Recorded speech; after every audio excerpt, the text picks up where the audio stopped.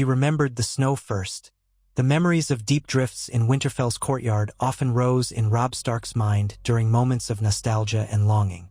Winterfell had always been cold in the winter, and this year winter had settled early across the north. In the corners of his consciousness, swirling flakes clung to cloaks, dusted frozen battlements, and littered the courtyard with a pristine white hush. As the king in the north, Robb reminded himself he was the Stark who shouldered it all. His father's legacy, his house's honor, and the hopes of his people.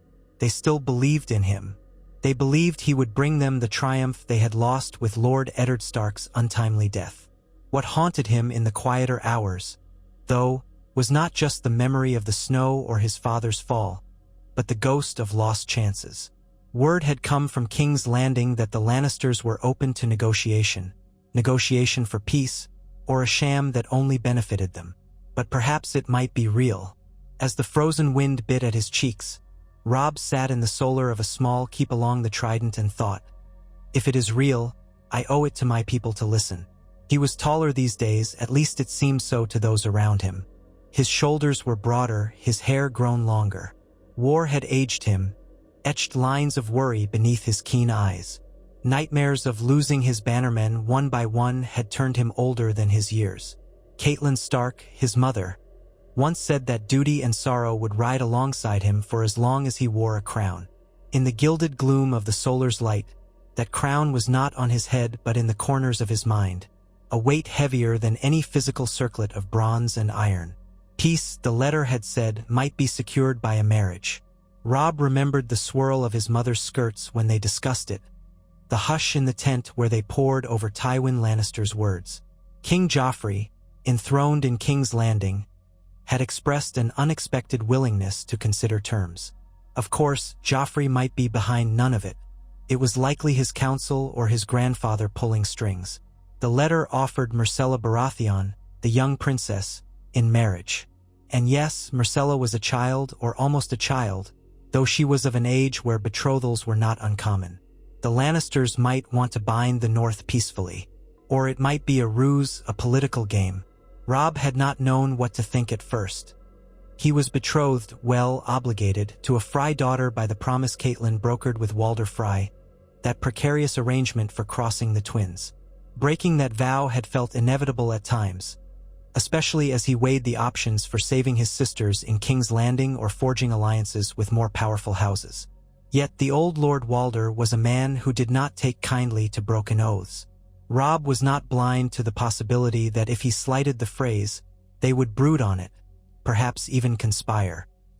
The thought of bridging a path with the Lannisters, who were sworn enemies, just to keep peace in the north was both maddening and tantalizing.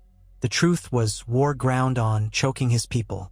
The small folk starved, fields burned, and crops were destroyed. Winter would make everything worse, and the Riverlands were already a charnel house. The smell of death lingered in every muddy lane. He was king in the north, but even a king could not feed people with titles alone. It was Catelyn who had pressed the matter. "We must at least consider their offer," she had whispered, voice low so the assembled bannermen wouldn't hear her pleas and brand them treachery. "The Lannisters have Sansa, they may have Arya, and they hold power over the Iron Throne. If this marriage is a path to peace, or at least a respite, we must examine it." Robb had turned his face away then, memories of Sansa's red hair and Arya's mischievous grin flooding him. He ached for them. He had failed them, in a way, by letting his father go alone to King's Landing.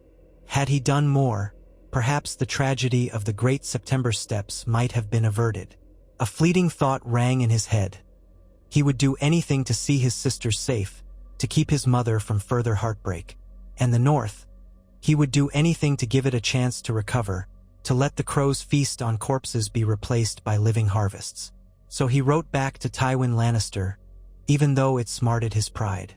It was a cautious letter, thick with conditional phrases, ensuring the North's autonomy would be recognized, that the freedom of the hostages, Sansa and Arya, would be assured. In time, a second raven arrived. The Lannisters accepted more than Robb expected. And so here he sat, in the chill of the solar, rereading lines that promised Myrcella Baratheon's hand in marriage if Robb would bend the knee to King Joffrey in name only, if the North could remain under the Stark banner with significant autonomy, and if the northern armies would cease their aggression. He could scarcely believe the generosity. That alone made him doubt its honesty. But at this point, the entire war was a gamble. If he refused, the battles would grind on. Men in the thousands would die, and they might lose. Already, the war had begun to stall. Though Robb had won battles, Tywin's resilience and cunning were legendary. The king in the north was still outnumbered if the Lannisters truly rallied their full might. Even if the Freys remained allied, the cost of a final confrontation would be staggering. Catelyn's hand on his shoulder made him turn from the parchment. "The men wonder, Robb," she said, quiet. "They feel something is in motion. The Riverlords ask if your father's justice will be served by this marriage. They question if you do this for your sister's sake or because a bride from King's Landing is more valuable than the one promised at the Twins." Robb fixed his eyes on the lines of his mother's face, the faint lines that sorrow had carved, and something within him steeled. "I need to speak to Lord Walder first. I will not have the Freys stand against us as well. I cannot. If we do not make amends, or if we do not at least speak to them, any steps forward will be undone by a betrayal in our own ranks." He rose from his seat, the letter still clenched in his hand. In that moment, he felt more like a warlord than a king. Yet if a single conversation, a single vow, could keep thousands alive, perhaps it was worth the cost to his pride. 3 days passed before an envoy arrived. The Freys sent no family member of note, but a lesser cousin. A sign, perhaps, that Walder Frey was already displeased. The cousin listened stiffly while Robb spoke, and answered in a condescending tone that Lord Walder expected them at the Twins if they intended to negotiate further. "The wedding bed that was promised awaits your grace," the Frey cousin said, nose in the air as if smelling something sour. "Lord Walder does not take kindly to overshadowed agreements." He said overshadowed as though it had a stinging taste. Still, Robb tried to be gracious. "I will come," he said. "My mother and I. We will bring a small retinue." He had planned to go with more men to ensure safety, but a smaller party might be more likely to keep Walder in a conciliatory mood, if such a mood was possible. The next morning, Robb rode out from camp with Catelyn, gray wind trotting silently beside them. Danger lay thick in the air as they rode. Memories of crossing the Twins the first time surfaced in Robb's mind. The smell of the river, the musty corridors, the unwelcoming architecture of Frey's seat. He recalled how Walder Frey had made them wait, measuring them as lesser petitioners. An old, craggy man with watery eyes who still commanded a dozen children and grandchildren as if each were a separate tool to be wielded. On that crossing, a vow had been sealed. Robb would wed a Frey daughter, and in return, the armies of the North would gain a passage to keep pressing the war. That vow was about to be sundered. The question was whether Walder Frey would punish them for it. They arrived on a dismal morning, the sky leaden and heavy with cold drizzle. A certain hush clung to the walls. Catelyn's horse snorted in the yard. As they dismounted, the watery-eyed guards directed them to the great hall where Walder Frey awaited. The old man was perched in his seat, flanked by some of his brood. A few grandsons stood with arms crossed, leaning on spears. Several daughters and granddaughters drifted near, their eyes flicking across Robb's face. Catelyn offered greetings that Walder barely acknowledged. The old man's gaze was fixed on Robb, and behind that gaze flickered a cunning that made Robb uneasy. "So," Walder croaked, "the Wolf King returns." A tremble in his voice might have been from age or rancor. "I hear talk that you prefer a Lannister bride to the ones I offered. Is that it?" Robb took a breath, stepped forward. "Lord Walder, I come to explain myself. Your aid in crossing the Twins was invaluable. Promise was made. I will not diminish it with false flattery. It is a sacred vow, and I regret the changes in circumstance that require me to revisit it." He exhaled, uncertain how to phrase everything. "My father is dead. My sisters are captives, and the war has become a slaughter on all sides. The Iron Throne extends an offer of peace, sealed by a marriage between me and the Princess Myrcella Baratheon. If I refuse, the war continues, and thousands more will die. If I accept, we have the chance to save countless lives. And perhaps my sister's release will follow." Walder Frey coughed, a ragged sound. He was silent for a time, letting the tension spool out through the hall. Several of his brood shifted restlessly. "I see," he said at last. "You come to ask me to tear up our agreement, tear up the wedding contract that my sweet daughters have pinned their hopes on? Did you think you could waltz in here, spout talk of peace, and I'd clap you on the back, give you a silver crown and say, 'All is well, lad'? You who swore to wed a Frey, you who are a king, or so you say." Catelyn stepped to Robb's side, not quite in front of him, but close enough that her presence was felt. "Lord Walder," she said quietly, "this decision is not made lightly. The costs of the war press upon us all, including your family, your lands. The Riverlands bleed. If a new arrangement can be reached—" Walder lifted a palsied hand. "Hush, woman. You think I don't know the toll? I lost grandsons in this war. Grandsons I was fond of." He leaned forward, watery eyes narrowing. "But I also recall how you knelt in this very hall, that time you needed to cross. I recall the promises made. You have to pay the price. I don't abide oathbreakers." Robb fought the urge to ball his hands into fists. "I intend to make recompense, if possible.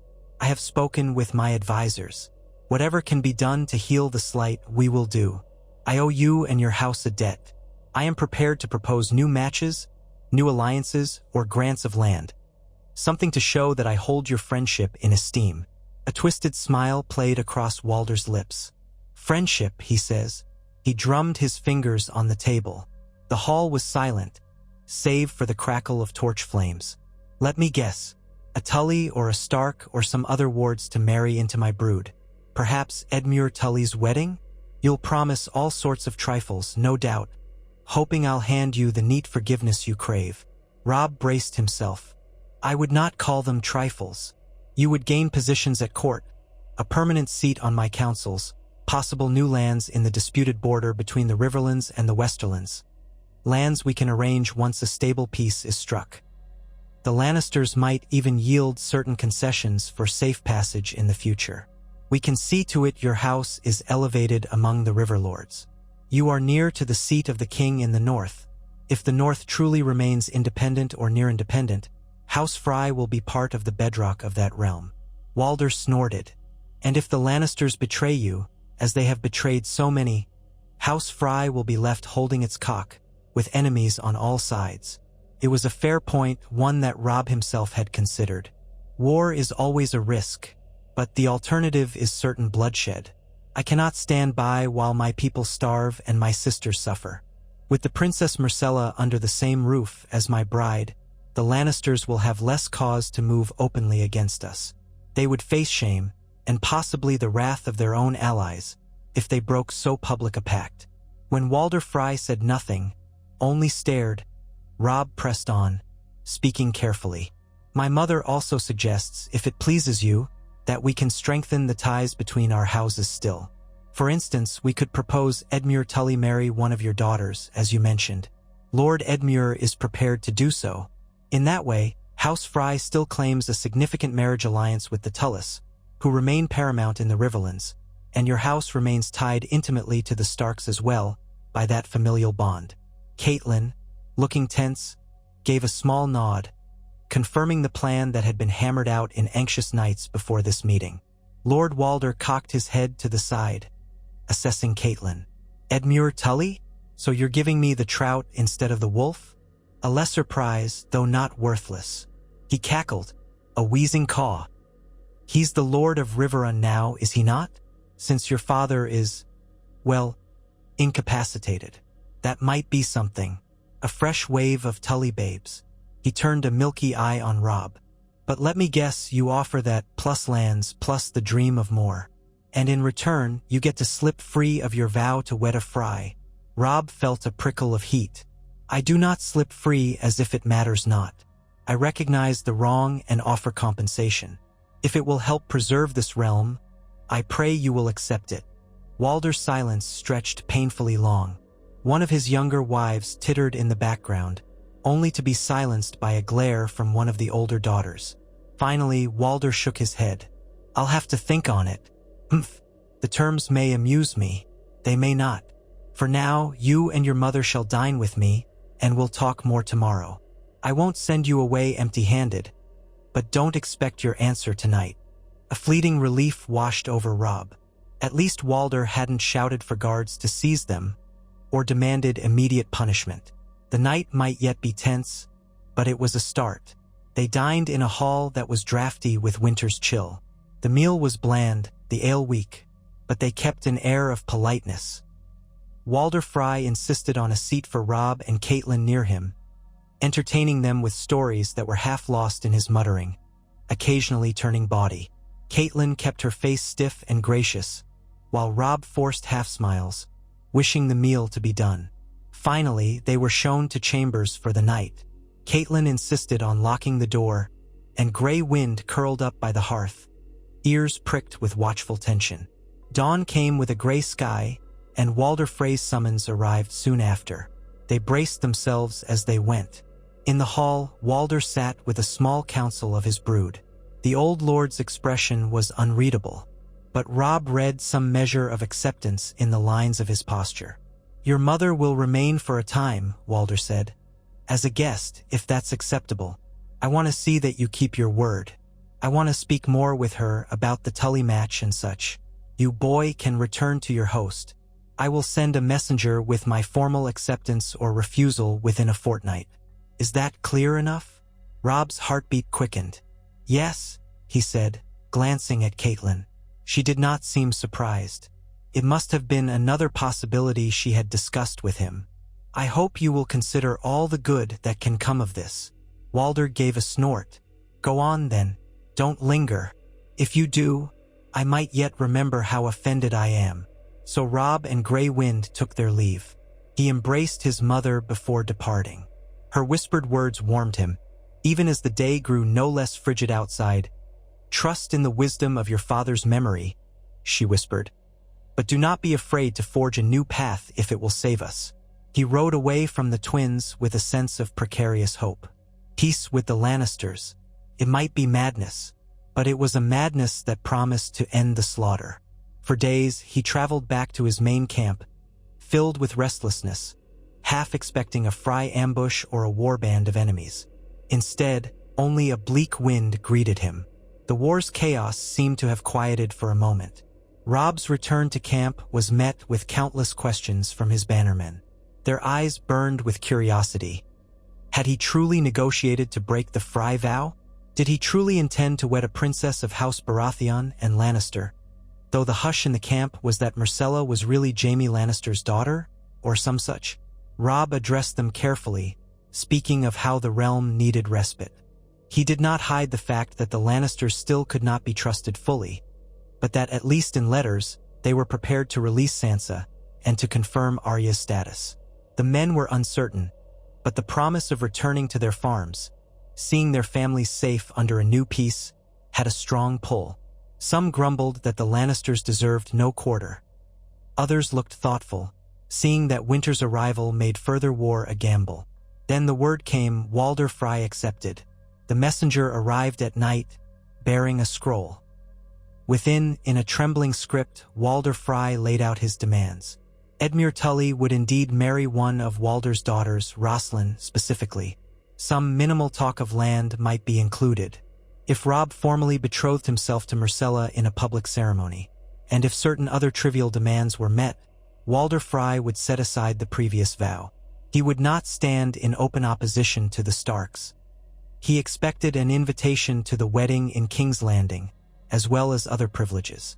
Robb read the terms thrice, then finally exhaled. Not ideal, but better than the alternative of Frey vengeance. He scrawled his acceptance on the back, sealed it, and sent the messenger on his way. The next day, another raven flew to King's Landing to confirm the betrothal. War hinged on the flap of black wings. The Lannisters responded with startling haste. They proposed a neutral location for the marriage ceremony, Riverrun or even Harrenhal. But Robb, guided by his mother's caution, insisted that the betrothal ceremony could take place in the north, far from the Lannisters' immediate domain. They finally agreed on White Harbor, the city on the eastern coast of the north.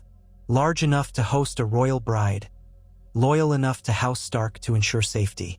Davos Seaworth, if he had still been in the region, might have found it a fitting place for a meeting of lords and kings, but Stannis was in his own corner of the realm.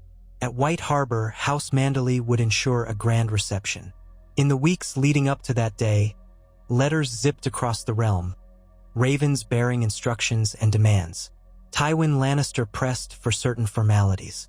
Joffrey, or those who wrote in his name, insisted that Robb should kneel publicly to confirm the peace.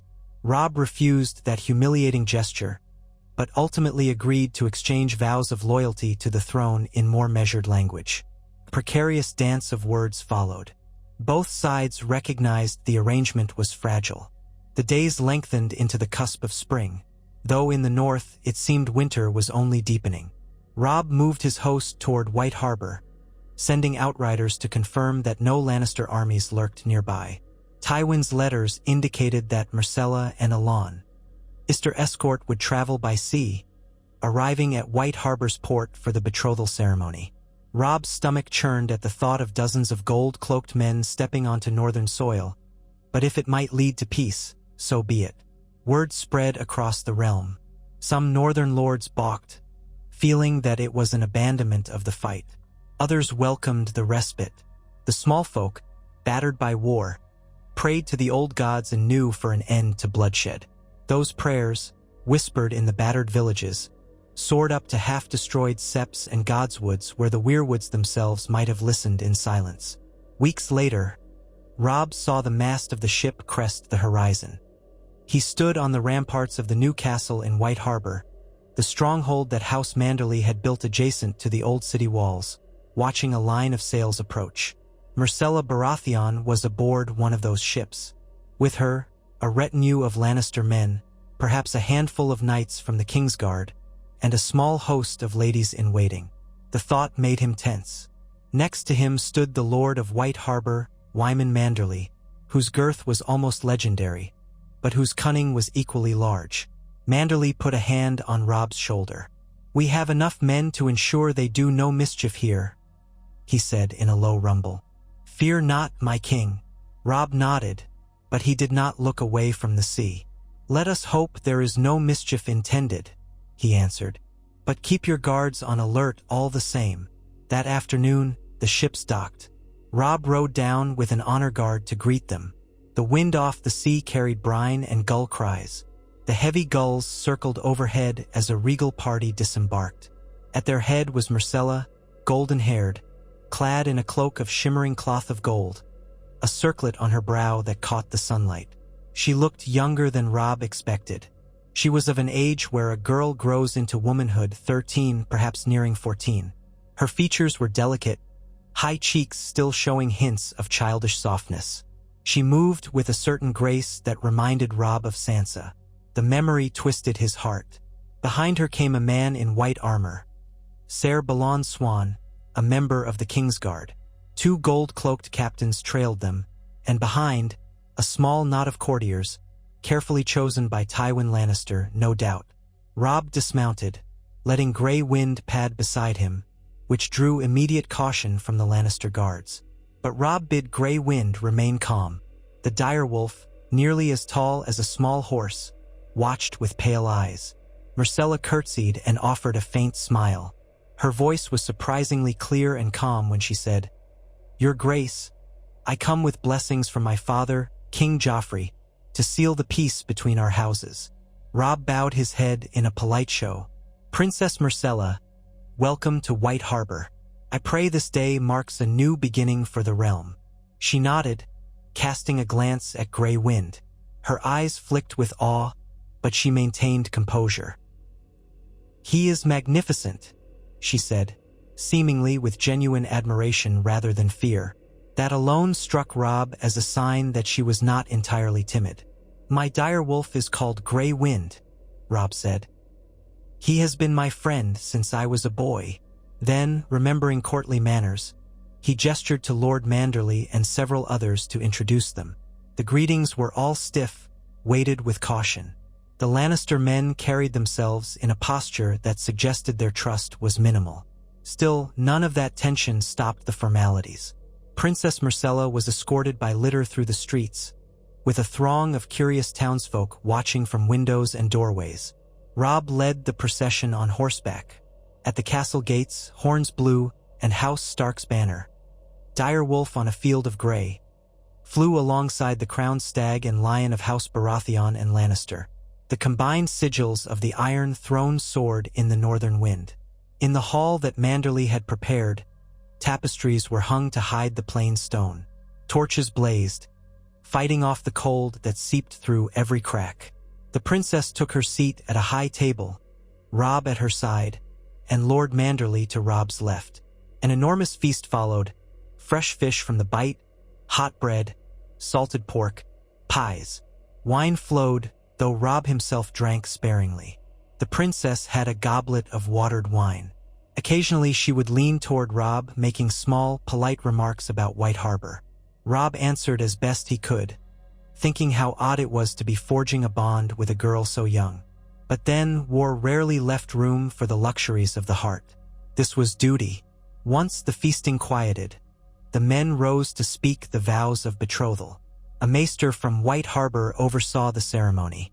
Robb and Myrcella each repeated the words, that upon reaching Myrcella's 14th name day, they would wed under the eyes of gods and men, forging a tie between their houses.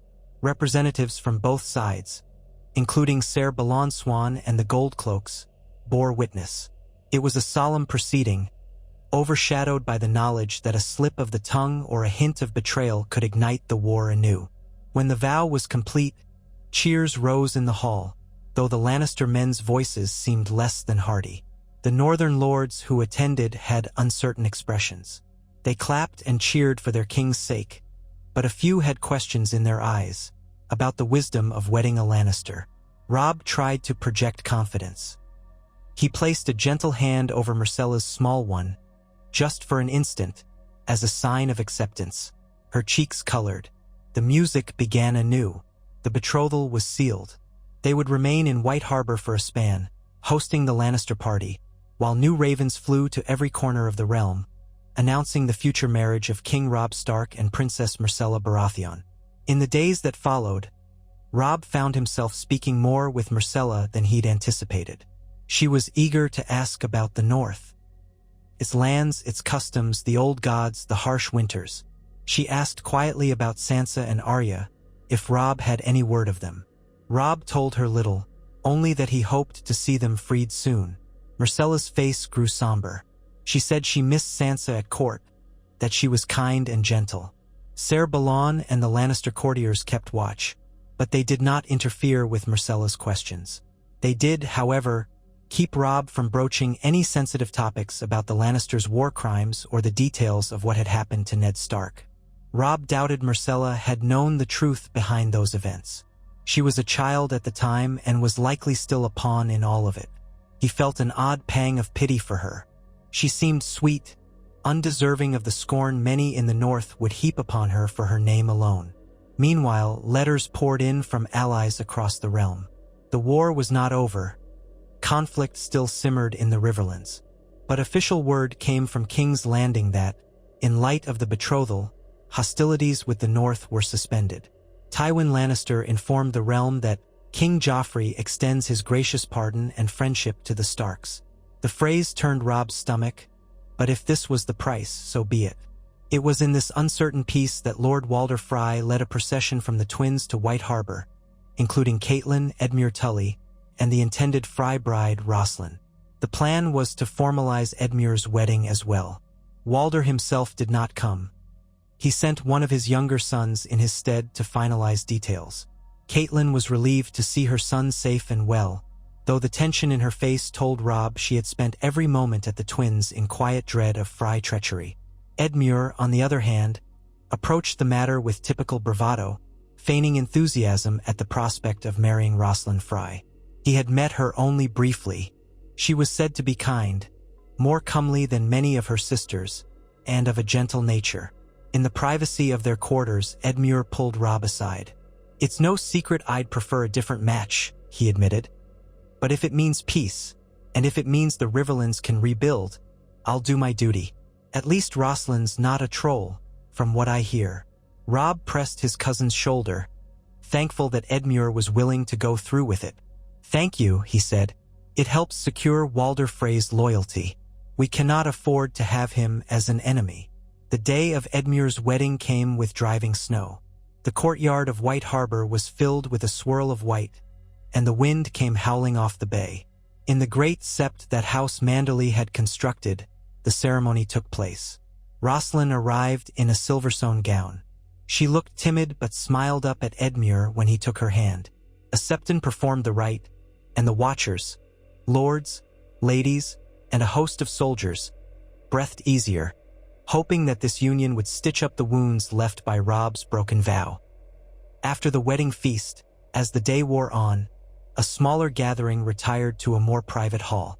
There, to Robb's surprise, a figure stood who he had not expected: Tyrion Lannister, the Imp, as some called him. He had arrived by ship that very morning, apparently, to bear messages from Tywin Lannister. Tyrion was flanked by a pair of gold cloaks, but he wore a warm fur cloak over a doublet of crimson. He had that half-smile that made it impossible to guess his thoughts. He offered a graceful bow to Robb, short as Tyrion was, and said, "Your Grace, I bring my father's greetings. It seems we have reason to celebrate." He gestured at the table where wine awaited. "Might we speak in private?" Robb's stomach tightened, but he nodded. Very well. If Tyrion had come so far, it was no idle visit. He led Tyrion into an antechamber, with Grey Wind at his heel. The Lannister guards followed, but Robb's own men blocked them, letting only Tyrion in.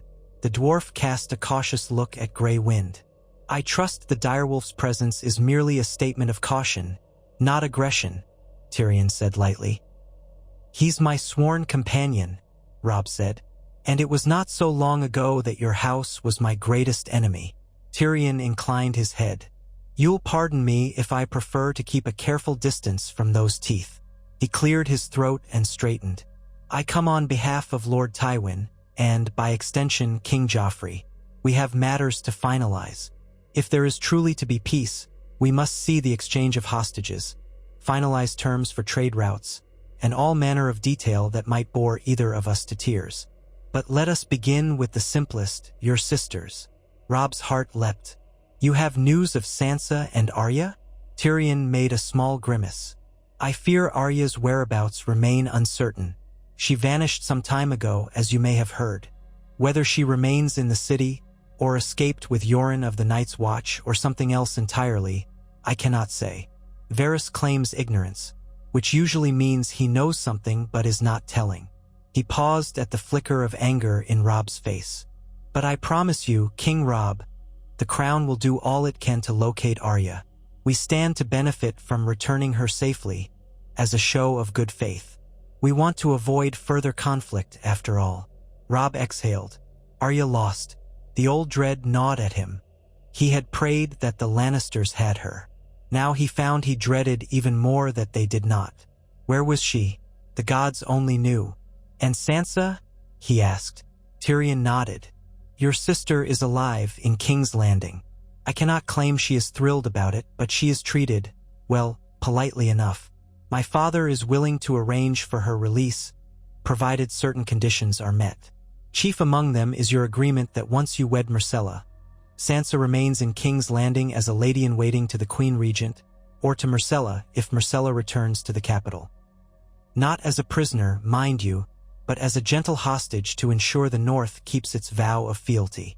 A wave of conflicting emotions crashed through Robb. He wanted Sansa free, truly free, able to return to Winterfell. The idea of her continuing to be a hostage in King's Landing felt like a betrayal of everything he fought for. But Tyrion was right. The Lannisters would not simply let her go, not when they had so much to lose. And what about after the wedding? Is she to stay a hostage forever? Tyrion sighed, perhaps with genuine regret. Likely not forever, but for a time until trust is established. If you keep the peace, if Myrcella is content in the North and no threat arises, Sansa can visit her family. Possibly remain in the North, if the Crown is satisfied she poses no threat. She is, after all, betrothed no longer to Joffrey. Your betrothal puts a formal end to that arrangement. But she is still a valuable piece in the game. Robb shook his head, a low growl building in his throat. He felt gray wind bristle. She's my sister, not a piece. Tyrion lifted his hands.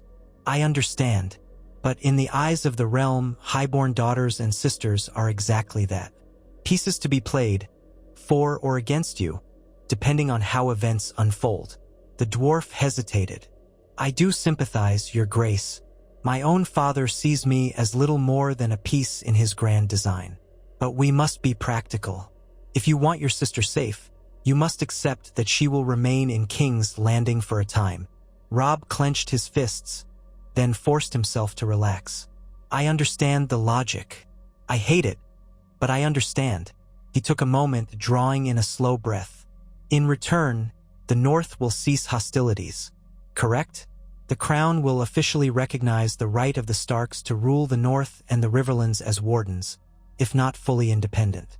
And there will be no Lannister armies crossing the neck unless invited. Tyrion nodded. Yes, my father is prepared to confirm all that. As for the official stance on the Riverlands, some details need to be hammered out, but your uncle Edmure's loyalty to King's Landing would suffice. The Tully seat at Riverrun remains intact, your uncle as Lord Paramount of the Trident, you as king in the North in everything but name. The Crown will not press further taxes or demands, aside from a symbolic vow. The grain shipments from the North would continue as they did in your father's time. Then, of course, the wedding. The wedding. Robb felt a chill. It was one thing to say the words of betrothal, another to actually bind himself to a Lannister princess. But was it not better than continuing a war that could ravage the entire North, leaving it no better than the scorched Riverlands? Even now, in White Harbor, the talk among small folk was of hunger and failing crops. He stared at Tyrion, reading the lines of that clever face. And the timing? Tyrion cleared his throat. Well, obviously Myrcella is not yet 14. Typically, we wait until then for the bedding, though your vow is already sealed. My father suggests a wedding date no less than a year from now, though you might host a grand ceremony in King's Landing or here in White Harbor.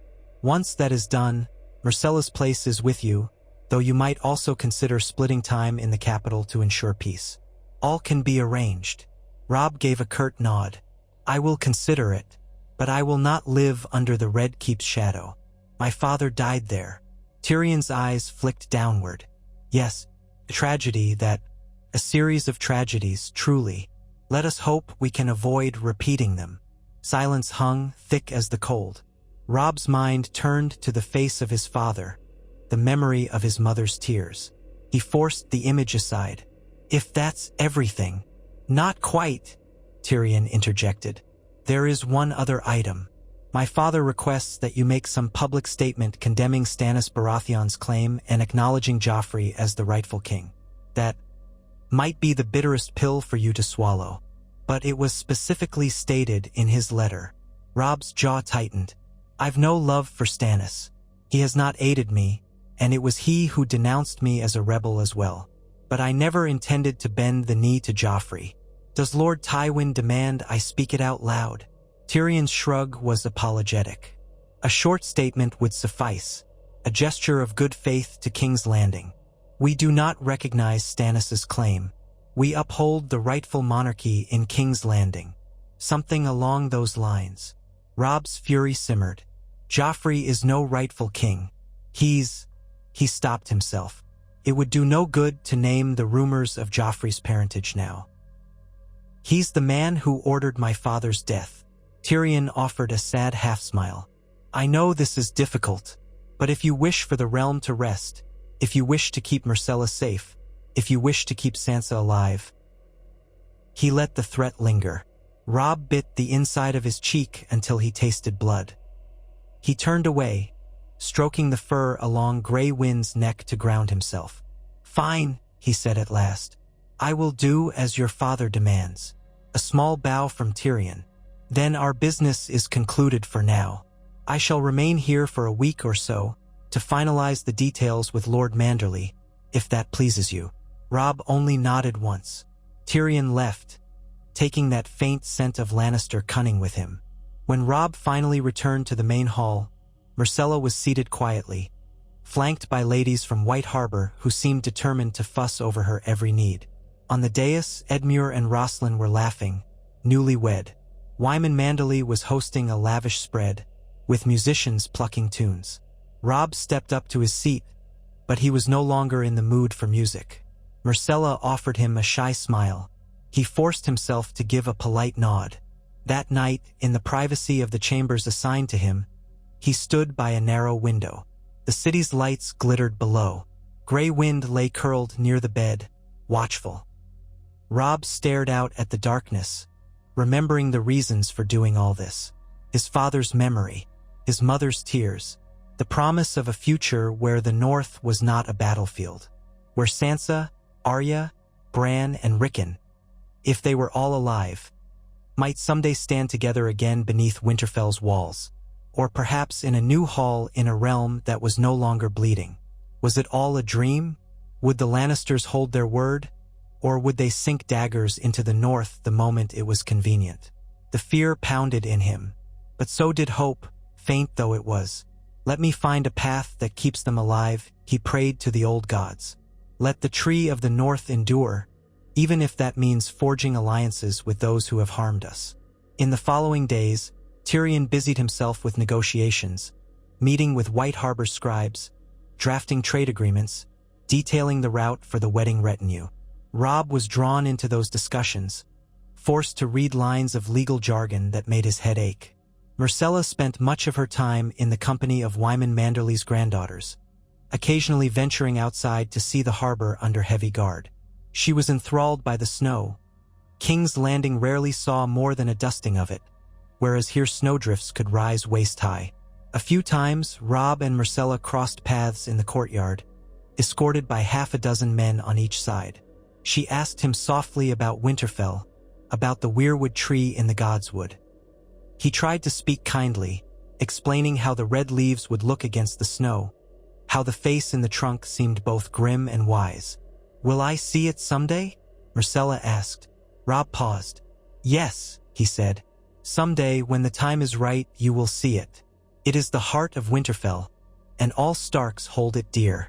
Myrcella gave him a small, genuine smile, looking more a child in that moment than a future queen. "I think I would like that." His chest tightened. He imagined her standing in the Godswood, a southerner, draped in a thick fur cloak. Could that be the Futu? A fragile hope indeed, but a hope still. As the days passed, Tyrion prepared to depart. On the eve of his departure, he asked for a private audience with Robb once more, which was granted, though Catelyn insisted on being present this time. They convened in a smaller room warmed by a single brazier. Tyrion greeted Catelyn politely, as if recalling their earlier encounters with some amusement. "I come bearing a final message," Tyrion said, "from my father. He states that if the North is sincere in its desire for peace, you must recall all your bannermen from the field in the Riverlands, except for those necessary to defend your own borders. Further, the River Lords must lay down arms, accept Edmure Tully as their Lord Paramount under the Crown, and desist from attacking any Lannister outposts. This, he says, must happen before next moon's turn. Otherwise, he will consider the betrothal meaningless." Robb tried to keep his face calm. "I shall recall them, though some will be reluctant. We have strong reason to distrust every Lannister promise." "That distrust is mutual," Tyrion replied softly, "and not without merit, I might add, but I will carry your word back to my father. I pray we need not endure more bloodshed." When Tyrion left, Catelyn stepped close. "Are you certain of this path, Robb? The Lannisters ask so much." He clasped her hands, feeling how cold they were. "I'm certain of nothing, Mother, but what choice do we have? We can fight on and see the fields run red, or we can try to salvage the North, protect Sansa, and find Arya. I must do what I can to save our family and our people." Her eyes glistened. She only nodded, then embraced him. Soon after, Tyrion and the Lannister host, including most of the Goldcloaks, departed White Harbor by ship. Myrcella was left behind, under the guardianship of Ser Balon Swan and a smaller retinue, likely to watch her interests. The plan was for her to remain in White Harbor for a time, though when the final wedding day approached, she would have a choice. Either travel to Winterfell or meet Robb at a designated location in the south if the snows proved too deep. By that time, White Harbor was under a hush of winter, its harbor waters beginning to freeze along the docks. The nights were long, the days brief. Robb busied himself sending ravens to the river lords. Reluctant though some were, the message was clear. Stand down. Hostilities with the West must cease. Men who had spent months or years in the field would finally return to their homes. A letter came from Roose Bolton, a terse note stating he would comply, withdrawing from Harrenhal. Robb found that man unnerving, but he had little choice. Another letter arrived from the Blackfish, Brynden Tully, stating that he would do as commanded, though his heart was uneasy about trusting the Lannisters. "We shall keep our swords honed, nephew," the Blackfish wrote. "Peace is a fragile thing." With the armies dispersing, a strange lull came over the land. In White Harbor, the daily routine grew quieter. Myrcella was introduced to northern customs. She smiled politely at the children's dances around the winter's feast bonfires, though she remained in her seat under heavy furs. She asked shy questions about the direwolves, about the possibility of seeing them up close. Robb had let her touch Grey Wind's flank once, gently, though the direwolf stiffened at a stranger's hand. A fortnight later, another raven from King's Landing arrived. This one carried more specific instructions about Sansa, a carefully worded letter from the Queen Regent, Cersei Lannister, stating that Sansa was in good health and would remain at court. Robb read it with clenched teeth. Another letter addressed to Myrcella came in the same bundle, presumably from her mother. Robb could only guess at its contents. Myrcella read it in private, her face pale afterward. She spoke little the rest of the day. Robb suspected the letter had some demand or warning, but Myrcella did not volunteer the information. He did not press. She was, after all, still more Lannister than Stark, and might remain so until the day they shared vows, and perhaps beyond. In time, another month slid past. Snow piled high in the streets, and the rumor of a truly harsh winter on the horizon circulated among the small folk. Myrcella was ill-prepared for the cold, yet she braved short walks with her ladies, shivering in thick furs. Ser Balon Swan tried to dissuade her, but Myrcella insisted, saying she wished to see the city and the fortress that might become her home. Even at her young age, there was a resolve in her. One evening, after a day's hunt outside the city gates, Robb returned to find Myrcella in the Manderley library, huddled near a brazier, reading through an old tome. She glanced up when he entered, parted her lips as if to speak, then hesitated. "Your Grace," she said softly. "May I ask you something?" He nodded, curious. Grey Wind sniffed the air. She lowered her gaze to her hands. "In King's Landing, I seldom had the chance to ask about what happened after your father was executed. I was sent away to Dorne not long after, and then I was brought back for this. It all changed so quickly. I only know what Mother and Grandfather said, that the Starks rebelled, that war broke out, that father, King Joffrey, had no choice." She trailed off, biting her lip. "Is that how it truly happened?" Robb swallowed. "It's not so simple." He felt the tension in his chest. "Your brother had a choice. He had many choices. He chose to kill my father." She trembled slightly. Perhaps he listened to poor counsel. He was... She paused, possibly not wishing to speak ill of Joffrey, though her tone suggested a measure of fear. "I'm sorry for what happened," she said quietly. "Truly, I prayed for the fighting to stop."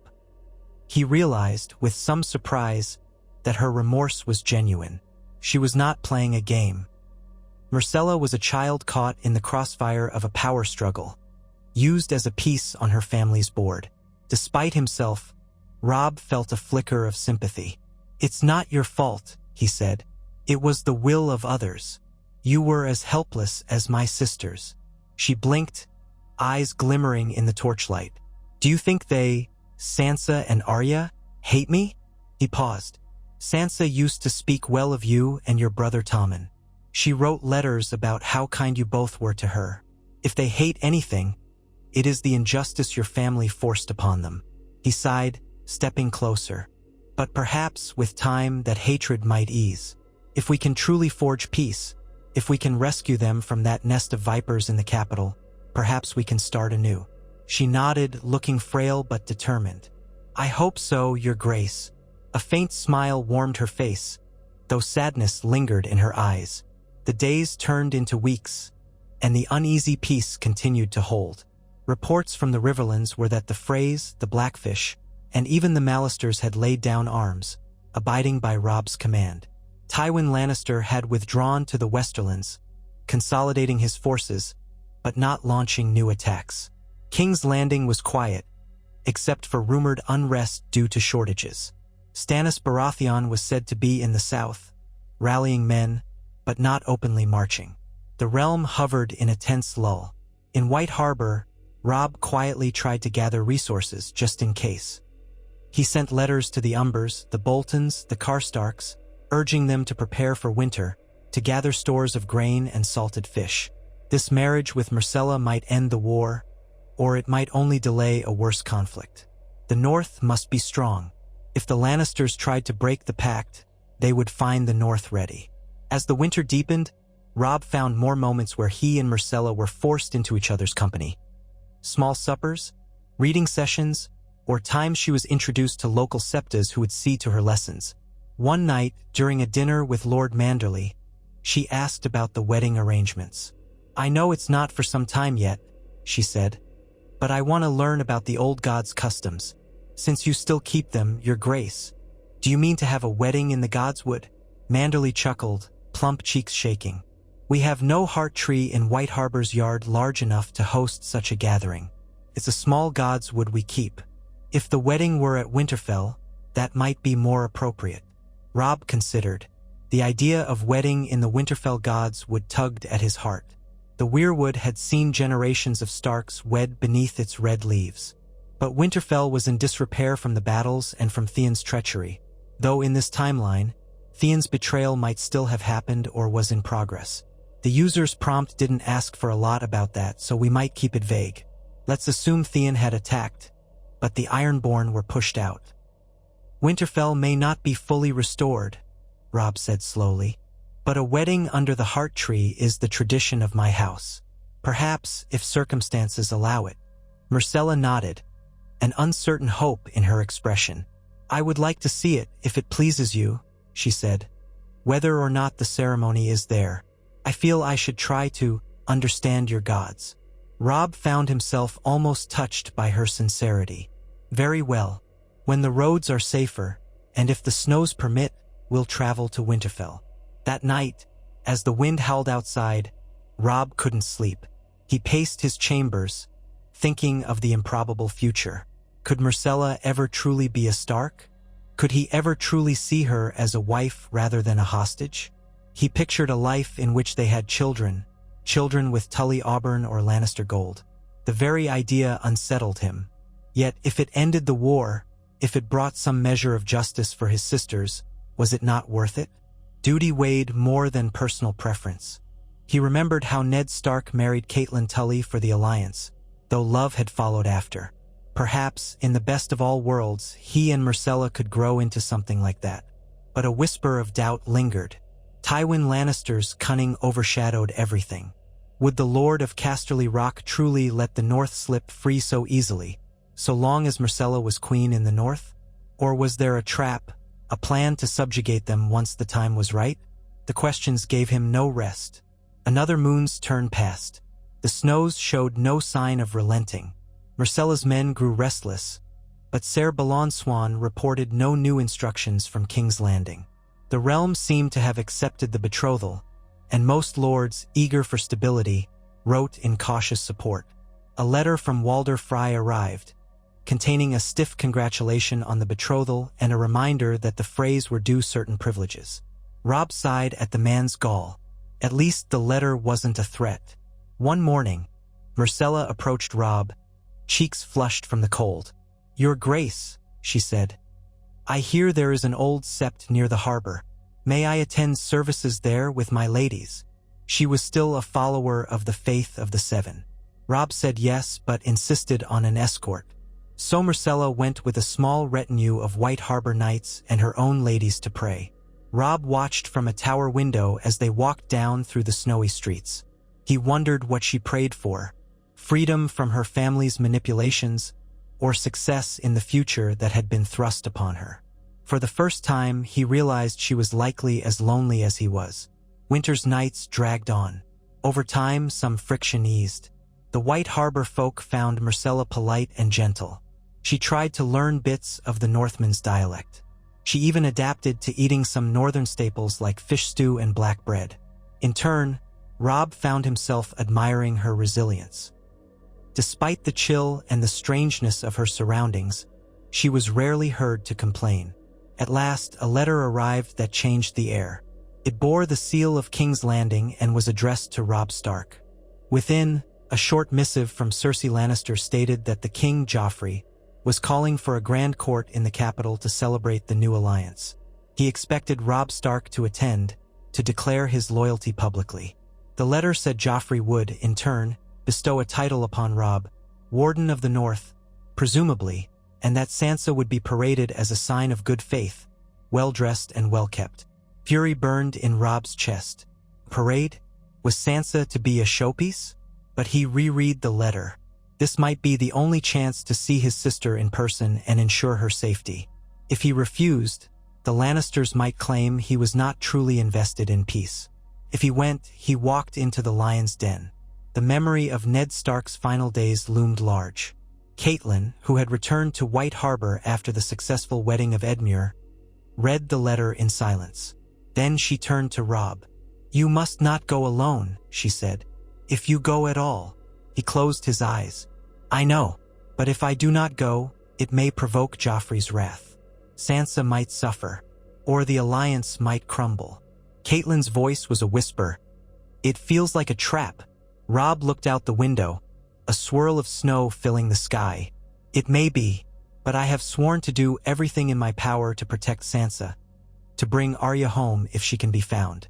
I will not let them be alone among lions." Gray wind stirred, as if sensing his turmoil. Myrcella, who had overheard snippets, ventured quietly into the room. "If you go to King's Landing, Your Grace, might I accompany you?" Robb stared. "Why?" She clasped her hands, wringing them gently. "If I'm to be your betrothed, I should stand by you. Besides, I might speak to my mother, to my Uncle Tyrion. Maybe I can help." Her eyes shone with worry. "I know how dangerous it can be, but perhaps if I am there, it will give them pause. They won't harm you if I'm with you." Catelyn let out a soft breath. "That is a noble offer, Princess, but it places you in danger as well." Myrcella lifted her chin, a flash of steel in her gaze. "I must be brave," she said. "You have been kind to me here. I want to help. I'm not just a child. If we are truly forging peace, the Lannisters should see that my future is tied to the North." Robb felt conflicting emotions swirl, yet he found himself strangely proud of her courage. "Very well," he said quietly. "If we go, we'll go together." In the corridor, the men of White Harbor were waiting, eyes wide with concern. War was only ever a breath away, even in times of so-called peace. Robb turned to them, jaw set. "We prepare to travel to King's Landing," he announced. "We will bring a contingent large enough to keep us safe, but not so large as to threaten them. The rest remain here. House Manderley will keep watch over White Harbor. The North depends on your vigilance." Thus, the next phase of the tenuous dance began. Ravens flew to King's Landing announcing Robb's intention to attend. They also flew to various northern lords, who sent men to form the king's escort. Catelyn, Edmure, and other key figures would join. Over the next weeks, they made ready, forging a large retinue that included not only knights and bannermen but also cooks, squires, and stable hands, enough to show the North's dignity without seeming an invasion. Myrcella herself had her own small household that would accompany her. The day they set out, the snows had abated, but the wind cut razor-sharp. Myrcella wore a fur cloak lined with fox, and she sat astride a white palfrey. Ser Balon's swan rode near her. Robb was mounted on a tall courser, gray wind padding in the snowdrifts. The columns of men stretched out behind them, a ragged train of riders, wagons, and foot soldiers. Every jingle of harness, every crunch of snow, reminded them how far they would have to go before they reached the warmer lands of the Crownlands. As they passed through the city gates, White Harbor's folk lined the street. Some called blessings, others watched in wary silence. Their king was riding south under a Lannister banner of sorts, but they had hope that maybe he would return with an end to war. The people were tired, cold, hungry, so the caravan descended along the King's Road, forging slowly through snow-laden hills. Days bled into nights. They stopped at inns and holdfasts, always watchful for bandits or rebellious factions. But the land seemed eerily still. Now that the northern armies had recalled, and the Lannisters had withdrawn, no open battles blocked their route. They did, however, pass the occasional burned village or blackened field, haunting remnants of the war's ravages. During the journey, Robb and Myrcella continued their cautious rapport. Sometimes, at night, she would dine with him and Catelyn in a small tent lit by lanterns. She listened to stories of the Old North, looked wide-eyed at the recollections of the more brutal battles. Robb found himself softening somewhat to her. She was kind-hearted, if somewhat sheltered. He told himself, "We are forging a bond that might save the realm. Let that be enough." They reached Moat Cailin, the ancient fortress that guarded the Neck, and pressed on. The swamps of the Neck were half frozen, the cypress trees ghostly in the mist. Reeds rattled in the wind. Robb recalled crossing here with an army, swords drawn for war. Now he traveled with half the men and no clear sense of hostility. Myrcella was quiet through the swampy gloom. The southern nights, unused to such terrain, grumbled but persevered. Beyond the Neck, the land gradually thawed. Snow melted into slush, then mud. The air grew less biting, though winter had hardly loosened its grip fully. Villages here had been pillaged, but signs of rebuilding were evident in certain places. Lords who had once declared for the Starks had quietly retreated to their keeps, watching to see how the new peace would unfold. They skirted the edge of the Riverlands, passing near the Twins once more. Walder Frey sent a small welcoming party, more to ensure they were not attacked in Freylands, perhaps. Robb endured the sneering courtesy of the Frey sons. Catelyn noted that at least they were not barred or ambushed, a victory in itself. Finally, after many hard weeks on the road, they drew near to the Crownlands. The sun glinted off the Blackwater Bay in the distance, the wind carrying a tang of salt. Robb felt his pulse quicken, remembering his father's last journey along this route. He prayed the gods would protect them now. Myrcella, who had grown more subdued in the last few days, stared at the city's outlines as they came into view. King's Landing, perched behind its mighty walls, the Red Keep's towers rising above the city's sprawl. A royal escort met them a few miles from the gates, knights in Lannister crimson and gold, banners fluttering. At their head rode Jaime Lannister, the Kingslayer. Robb felt his blood surge with anger at the sight of the man who had once tried to kill Ned Stark in a street skirmish, the man rumored to be father to Myrcella. But Myrcella, seeing Jaime, let out a small gasp of relief or joy. She spurred her horse forward, greeting him. Jaime leaned down to place a quick kiss on her gloved hand. An odd hush fell as the Northman observed. Jaime's gaze swept over Robb. "So this is the king in the north," he drawled, though he did not sneer as he might have once. There was caution in his eyes. "Welcome to the Crownlands, your grace. My sister and the king await you in the Red Keep." Robb forced civility. "Ser Jaime, we come in peace as agreed." Jaime gave a short nod. "Then let us not tarry. The city awaits." They rode on, flanked by Lannister banners. The walls of King's Landing loomed, thick and towering. Smells assaulted them. Fish, sewage, unwashed crowds. Trumpets sounded from the ramparts. People craned their necks to see the Northern King and the princess. The city roiled with curiosity. Soldiers parted the throngs, forging a path up the main thoroughfare toward the Red Keep. Within the keep's gates, the courtyard was cleared. Rows of gold cloaks stood at attention. The Hound, Sandor Clegane, was visible among them, his scarred face impassive. High overhead, watchers peered down. Robb dismounted, his cloak swirling about him. Myrcella slipped from her horse and moved to stand by him. Jaime Lannister led them inward, through halls lit by flickering torches. Red and gold draperies hung, banners featuring the crowned stag and lion. In the throne room, Joffrey sat upon the Iron Throne. Robb had never seen him in person, only from a distance once, and from Sansa's descriptions. The boy king wore a crown that seemed slightly too big for his head. He had a petulant mouth, pale eyes that flickered with cruelty. Cersei Lannister stood beside him in regal finery, her golden hair piled high, her green eyes scanning Robb with thinly veiled hostility. Tywin Lannister was there as well, in the place of honor at Joffrey's right hand. Grand Maester Pycelle hovered off to the side, stooped and frail. A host of courtiers, including Varys and Littlefinger, lingered behind. Cersei's face lit briefly with relief when Myrcella stepped forward. She beckoned her daughter to her side, and Myrcella complied with a quick curtsy. Joffrey's expression was unreadable, though he gave Myrcella a tight-lipped half-smile. Then his gaze snapped to Robb. "Kneel," Joffrey said, his voice high and commanding. Silence reigned. Robb felt every muscle tighten, remembering he had sworn not to kneel. That was the one concession he had not made. But then he recalled Tyrion's words. The Lannisters demanded a statement of loyalty. Slowly, with measured dignity, Robb bowed his head. He did not bend both knees to the floor, but offered a respectful dip, perhaps enough to pass for fealty in the eyes of onlookers. "Your Grace," Robb said quietly, addressing Joffrey. "I come as we agreed, to affirm peace between the North and the Iron Throne." Joffrey sniffed. "Then declare it." Robb drew a breath. The eyes of thousands, courtiers, Kingsguard, perhaps the entire realm, piercing him.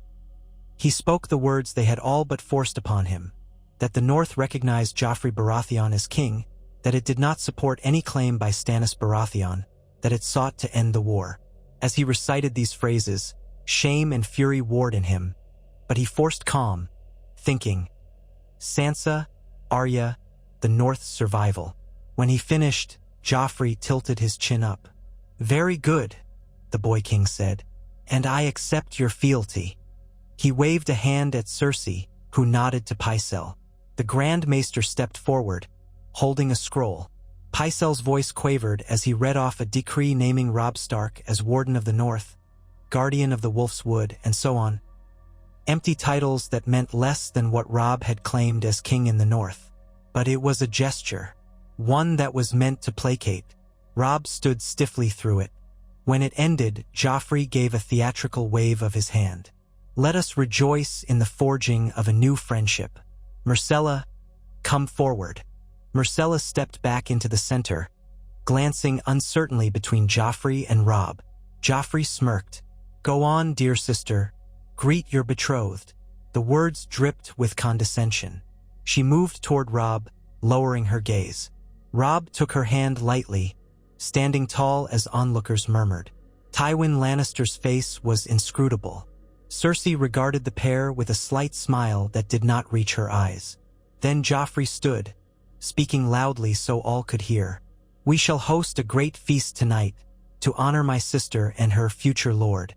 Let the city see how we reward loyalty." He cast a glance at Robb. "And you shall see that your sister is cared for, though she remains under my protection." Robb's gut twisted. That was the real crux. Sansa was still a hostage, no matter how grand the illusions. But he nodded once. "I hope to see her soon." Joffrey looked toward a side entrance. "Bring her," he commanded. Moments later, the doors opened. Sansa Stark entered, clad in a pale gown that might have been lovely if not for the sorrow in her eyes. She moved hesitantly, as if uncertain of her place. Her hair was brushed out, though the auburn locks seemed duller. A hush fell as she spotted Robb. Her eyes widened with a sudden shimmer of tears. She clutched her skirts, hesitating in the aisle. Robb wanted nothing more than to run to her, embrace her. But the presence of so many Lannister guards, the watchful gaze of Joffrey, pinned him in place. He forced a calm step forward, inclining his head. "Sansa," she curtsied, tears threatening to spill. "Brother," she whispered, her voice trembling. I am so glad you are here." Every eye in the throne room burned into them. Cersei stepped forward, her smile brittle. "As you can see, she is safe. We trust that your good behavior will continue to keep her so." Robb clenched his fists at his sides. "Of course." Sansa's gaze flicked to Myrcella with confusion, but she had no chance to speak further. Joffrey dismissed her a moment later, commanding a pair of ladies to escort her away. As she departed, she cast one last, desperate glance at Robb. In that glance, he saw the entire cost of this arrangement. She was alive, yes, but still in a cage. So it began, the precarious peace in King's Landing. Robb would remain a guest, though truly a prisoner of courtesy. Myrcella was effectively torn between her mother's demands and her betrothed's presence. The city was a simmering pot of intrigues, whispers, and hidden knives. And in the background, the question loomed. Could a marriage between a Stark and a Lannister girl truly halt the tides of war, or merely delay them until the next storm rolled in? Only the gods knew. But for now, the Red Wedding would never come, for Walder Frey was placated, and the North found itself chained to House Lannister by golden ties instead of swords. And as the sun dipped over the towers of the Red Keep, Robb Stark, king in the North that was no longer truly independent, could only hope his gambit had saved his family, rather than doomed them all. He remembered the snow first. It had layered the courtyard of Winterfell so many times before, a hush of white that softened the world.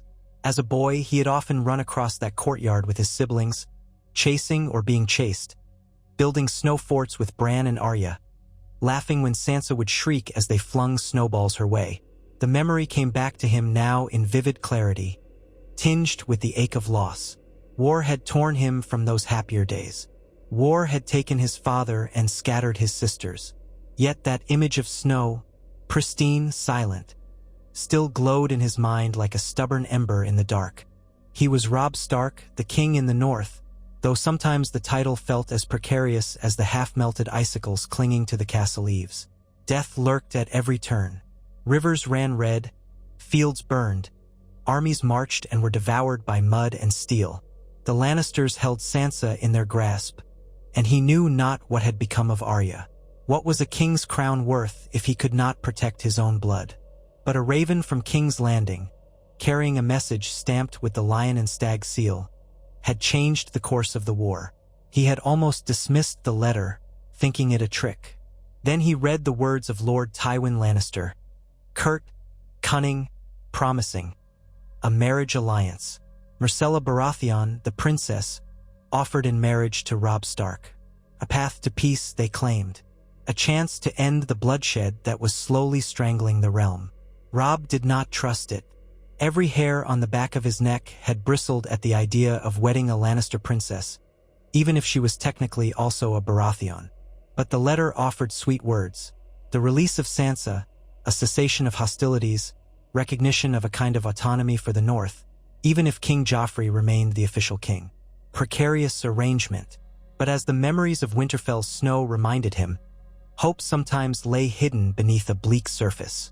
His people were starving, the fields were ravaged, and winter was edging in early across the land. Could he truly spurn a chance to spare them more bloodshed? He had convened his war council in a cramped solar near the Trident.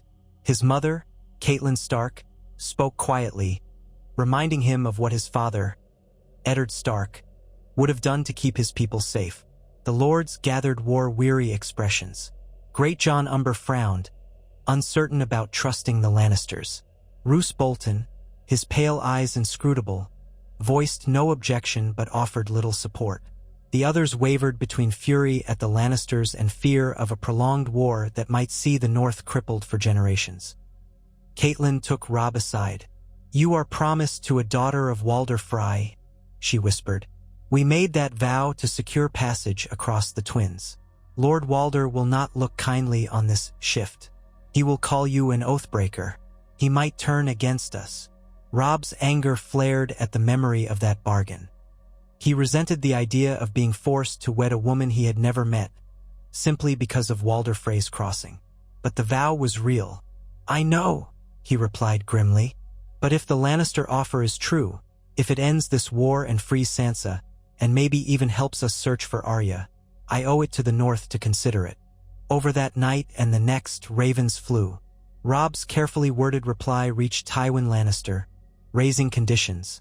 The North must remain free of forced occupation. Sansa would be released. Myrcella, once married, must reside in the North, sealing the alliance. To Robb's mild astonishment, another raven returned promptly, echoing acceptance, though couched in the usual Lannister politicking.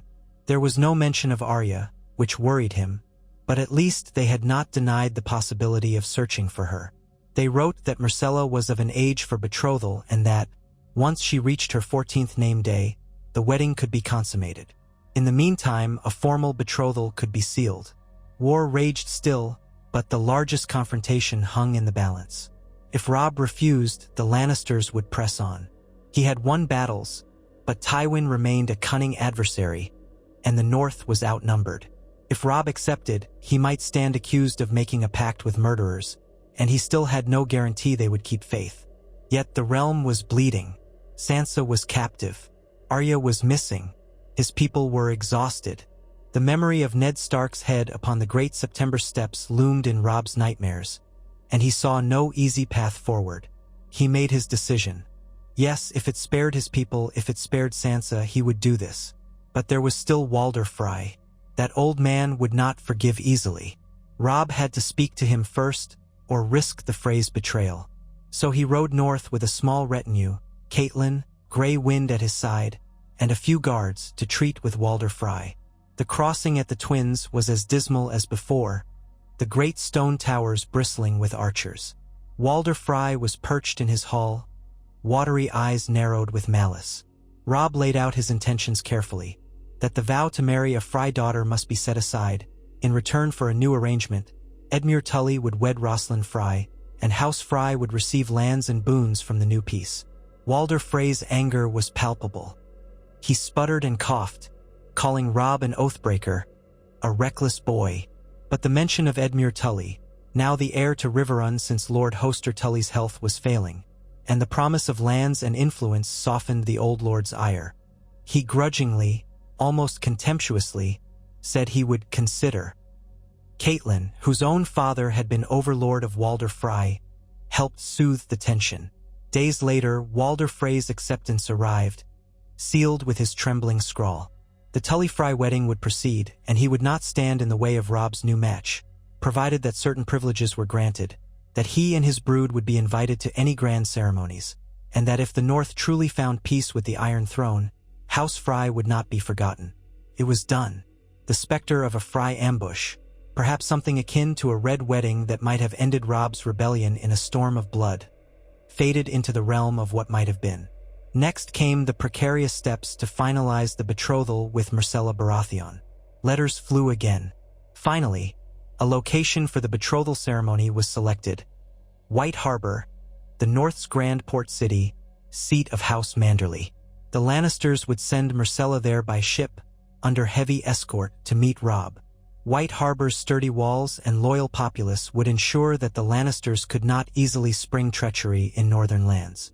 Tywin agreed, stipulating that the princess travel with a small contingent, including a member of the Kingsguard to ensure her dignity. Robb, in turn, would bring some bannermen, but nothing resembling an army, to avoid provoking open hostilities. In the interim, Robb's own forces withdrew from open conflict. The Riverlords Lister, Blackwood, Bracken, Frey stood down. The Lannisters likewise halted their offensives. An uneasy hush fell across the war-torn land. Skeptics called it the hush before another storm. Others whispered prayers to the Seven and the old gods alike, hoping this truly marked the end of the carnage. When at last Robb arrived in White Harbor, the city bustled despite the cold. Lord Wyman Manderley, a large man with a larger appetite, welcomed him with genuine warmth. The harbor waters reflected gray skies, and the smell of salt mingled with the crisp tang of winter. Weeks of preparation led to the day when Myrcella's ship appeared on the horizon, sails taut in the wind. Robb watched from the ramparts, bracing against the chill as gulls cried overhead. He descended to the docks with a retinue of knights and guards. There, Myrcella stepped onto northern soil for the first time. She wore a cloak of cloth of gold lined with fur, her golden hair catching the pale northern light. Robb saw how young she was, barely 13 or close to 14. Her face was poised, though there was a flicker of nervousness in her eyes. At her side stood Ser Balon Swan of the Kingsguard, clad in white armor. Behind them, several Lannister knights and a handful of ladies-in-waiting gathered, their cloaks snapping in the wind. The entire tableau teetered between tension and courtesy. The watchers on the docks whispered, "A Lannister in the north." Myrcella curtsied with more composure than Robb had expected. "Your Grace," she said, voice clear. "I come with my father's, King Joffrey's, blessing to join our houses." She seemed to choose her words carefully, as though not entirely sure how they might be received. Robb inclined his head. "Princess Myrcella, welcome to the north. May this day mark a change for the realm." She glanced briefly at the direwolf pacing behind him. Gray Wind's thick gray fur and luminous eyes made some of the Lannister guards shift uneasily. Myrcella, however, revealed only a spark of awe. "He is magnificent," she ventured. Robb felt an unexpected twinge of empathy. "He's called Gray Wind," he said. "He's been by my side since he was a pup." They exchanged formalities, both sides painfully aware that an alliance so hastily arranged could crumble at the slightest breach of faith. Still, that night a great feast took place in the Manderley halls. The tapestries displayed the Merman of House Manderley alongside the direwolf of Stark and the crowned staglion of the Iron Throne. Torches cast dancing light over the long tables. Lord Wyman outdid himself in hospitality, presenting a bounty of fish, roast meats, and hot pies. Minstrels played softly, though the mood in the hall was a strange mixture of wary curiosity and fragile hope. Myrcella sat beside Robb at the high table, nibbling politely at her meal. Her ladies-in-waiting hovered near, and Ser Balon Swan never strayed far. Robb made conversation where he could, about White Harbor's cold climate, the distinction between the faith of the Seven and the old gods, the food. She answered quietly, her youth apparent in how she carefully avoided any mention of the war's horrors. They were strangers bound by a treaty neither had truly shaped, yet both faced the burden of it. Eventually the music quieted, and the Maester of White Harbor officiated the formal betrothal. In solemn words, Robb and Myrcella each declared their intention to wed upon her 14th name day, forging a bond between House Stark and House Baratheon Lannister. Applause rippled through the hall, though it was tentative. The Lannister knights cheered because it was expected of them. The northern lords offered stiffer applause, uncertain about welcoming a lion's cub into their midst. Yet for all the tensions, there was a sense of relief. If this worked, if it held, no more men would die on the battlefield, for now. Over the next weeks, Myrcella remained at White Harbor, escorted by Ser Balon and her small retinue. Robb spent much of that time sorting out the final terms with King's Landing, exchanging letters with Tywin Lannister or Tyrion Lannister, who oversaw many of the negotiations. The days grew colder, and snow began to swirl around the streets of the city. Myrcella ventured out in a heavy fur cloak, marveling at drifts of white. She told Robb quietly one morning that King's Landing rarely saw snow, and never the deep accumulations that the north endured. He found himself strangely touched by her wonder, reminded of Sansa's early letters home when she had first moved south, how she'd missed the hush of snowfall in Winterfell. The memory cut him sharply. He still had no word of Arya, but at least Sansa was alive. The Lannisters had promised her safety in the Red Keep. It was a hostage's life, but a life nonetheless. Soon, Lord Walder Frey's brood arrived, bringing Edmure Tully and Catelyn. The plan was to celebrate Edmure's wedding here as well, to one of Walder's daughters, Rosalind Frey, and thereby smooth over the broken vow that had hung over Robb's head. Catelyn embraced Robb upon arrival, relief in her features. The old tension she'd carried from the twins eased somewhat when she saw how Myrcella's retinue had remained polite. Edmure put on a brave face about marrying Rosalind, who was rumored to be the loveliest of Walder's many children. For his part, Edmure recognized it was a small sacrifice if it secured the Riverlands' peace. When Edmure and Rosalind wed, snow fell thickly across White Harbor, blanketing the rooftops in pale drifts. The ceremony was held in a large sept, newly built and richly adorned. Robb watched as Rosalind's cheeks glowed pink in the cold, her hands trembling in Edmure's grasp. He wondered if her tremors were from nerves or from the chill. Catelyn stood with the Tully side, her face proud but shadowed by sorrow. She must have thought often of her own father, ailing in Riverrun, and of Ned. Still, any wedding not soaked in blood felt like a blessing in these times. A feast followed, less grand than the betrothal feast but still merry enough, with Edmure laughing aloud at some jests and Rosalind smiling shyly. The Frey contingent, though stiff and prone to muttering, at least did not cause trouble. In the midst of these celebrations, Tyrion Lannister arrived by ship, accompanied by a handful of gold cloaks. He was polite, bowing low to Robb, calling him Your Grace, and exchanging niceties. Robb eyed him warily, but Tyrion said he came bearing final instructions from Tywin, detailing how Sansa Stark's future would be handled.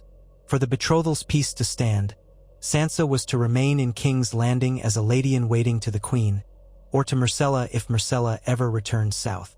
Not a prisoner in name, but clearly a hostage to ensure the North kept its word.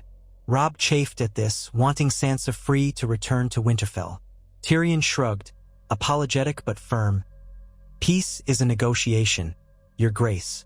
My sister, the Queen Regent, will not part with such a valuable piece until she feels secure. The rest of Tywin's terms were as expected. Robb must formally acknowledge Joffrey as king and renounce any support for Stannis. The North would withdraw from the Riverlands except to defend its own borders, and the Riverlords would bend the knee to the Iron Throne anew. In return, the Lannisters would not march north, and Myrcella would remain as a sign of alliance. Robb agreed, though each concession tasted bitter. At least by conceding this, he might see fewer swords turned against his people. And in time, perhaps, a better future could be forged. Tyrion lingered in White Harbor for a time, discussing trade routes with Wyman Manderly. Robb saw him occasionally, always mindful that the dwarf was cunning, capable of weaving webs of half-truths. Tyrion, for his part, kept the conversation civil, even praising the fish pies the Manderlys produced. Before departing, Tyrion requested a brief private talk. I do not envy you, King Robb, he said, swirling wine in a goblet. You bear the weight of the entire North, and you must marry my niece to keep your sister safe. A sour predicament indeed. Robb stiffened. I do what I must to protect my family and my people. Tyrion inclined his head. As do we all. A small, knowing smile curved his lips. My father is eager to see your armies withdrawn from the Riverlands. Do that, and you'll soon find Sansa's situation more comfortable. Robb said nothing, only watched as Tyrion drained the last of the wine and set the goblet aside. Then Tyrion offered a short bow and left, gathering his men to return south. In the weeks after his departure, Myrcella settled into a quiet routine. She was polite to northern lords, asked gentle questions about the old gods and the rough climate, and studied with a septa among her ladies. Robb had to remind himself that, though betrothed, they were still near strangers, with a gap in both age and temperament. He was a hardened young man of war now, with lines of worry etched into his brow. She was a girl who had grown up in a glittering court, abruptly thrust into a realm of ice and wolves. If anything united them, it was the sense that neither had chosen this path. Myrcella once asked him if he missed his sisters. He answered yes quietly, though the admission nearly choked him. To his surprise, she admitted missing Sansa's presence at court. She was always kind to Tommen and me, Myrcella said. I never thought she'd be taken from us. From all of us. In that rare moment of honesty, Robb saw a spark of genuine compassion in her. Perhaps, in time, they could form a bond beyond a forced alliance. Still, the shadow of the Lannisters loomed. Letters arrived from King's Landing every few weeks, with instructions or subtle reminders that Myrcella was still Joffrey's sister. No official wedding date had been set, but likely it would be another year, as custom dictated, waiting for Myrcella to turn 14. When winter's claws gripped White Harbor more tightly, the sea threatened to freeze in thick sheets near the docks. Robb decided at last to move the seat of his governance back to Winterfell, or at least to attempt the journey. Myrcella could remain in White Harbor if she wished. Travel in such weather was dangerous. But, to his surprise, she asked to join him.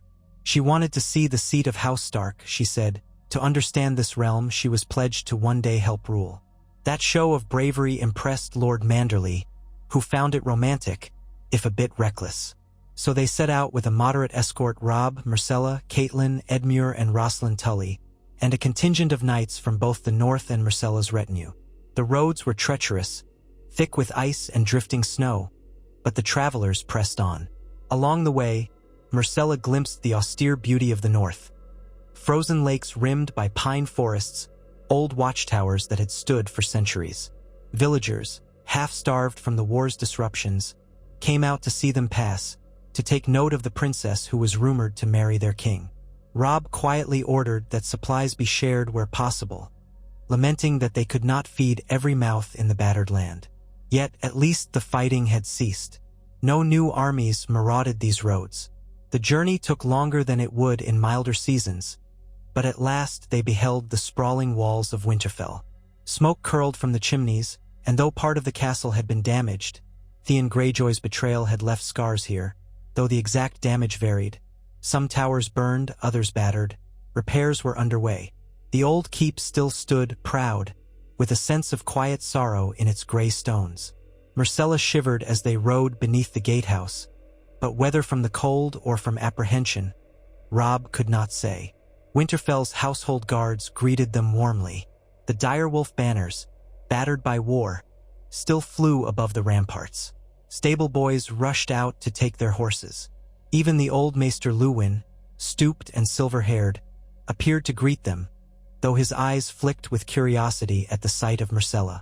Robb felt a pang of grief, thinking of how different this homecoming would have been if Bran and Rickon were here to greet him, if Sansa and Arya were bounding down the steps with laughter. Instead, the yard seemed too quiet, inhabited by ghosts of what might have been. They settled Myrcella in a warm guest suite near the Great Keep, draping the rooms in furs to ward off the chill. She tried to be courteous to the handful of Winterfell servants, though they looked upon her with uncertainty. A Lannister in Winterfell, unheard of. Robb made an effort to show her around the castle, pausing in the library tower, the training yard, the old lich yard where so many Starks lay buried. At times, Myrcella would ask careful questions about the Stark ancestors, the crypts beneath Winterfell. Robb took her to the Godswood, where the ancient weirwood tree stood with red leaves and a carved face. Myrcella approached it quietly, eyes wide. The face stared with that ancient, knowing look. Sometimes Robb felt the old gods were judging them all. Myrcella reached out to place a hand on the white bark. "It feels old," she whispered, turning to Robb. "But not frightening. Not quite." He nodded.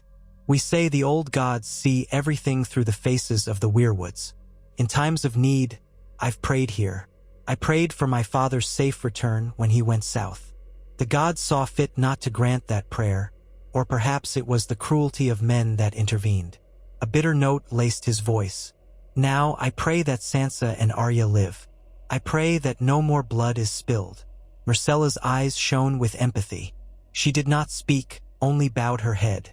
The old gods would judge how sincere this union might be. A week passed quietly at Winterfell. Robb oversaw the continuing repairs, conferred with local lords who came to show respect, and tried to reassure them that the Lannister alliance would not strip the North of its rights. Some were mistrustful, especially men like the great Jon Umber, who had lost kin to Lannister blades. But Robb reminded them that the alternative was more war, more corpses in the snow. He repeated, as often as he must, that winter was here, and the North could not afford endless battles.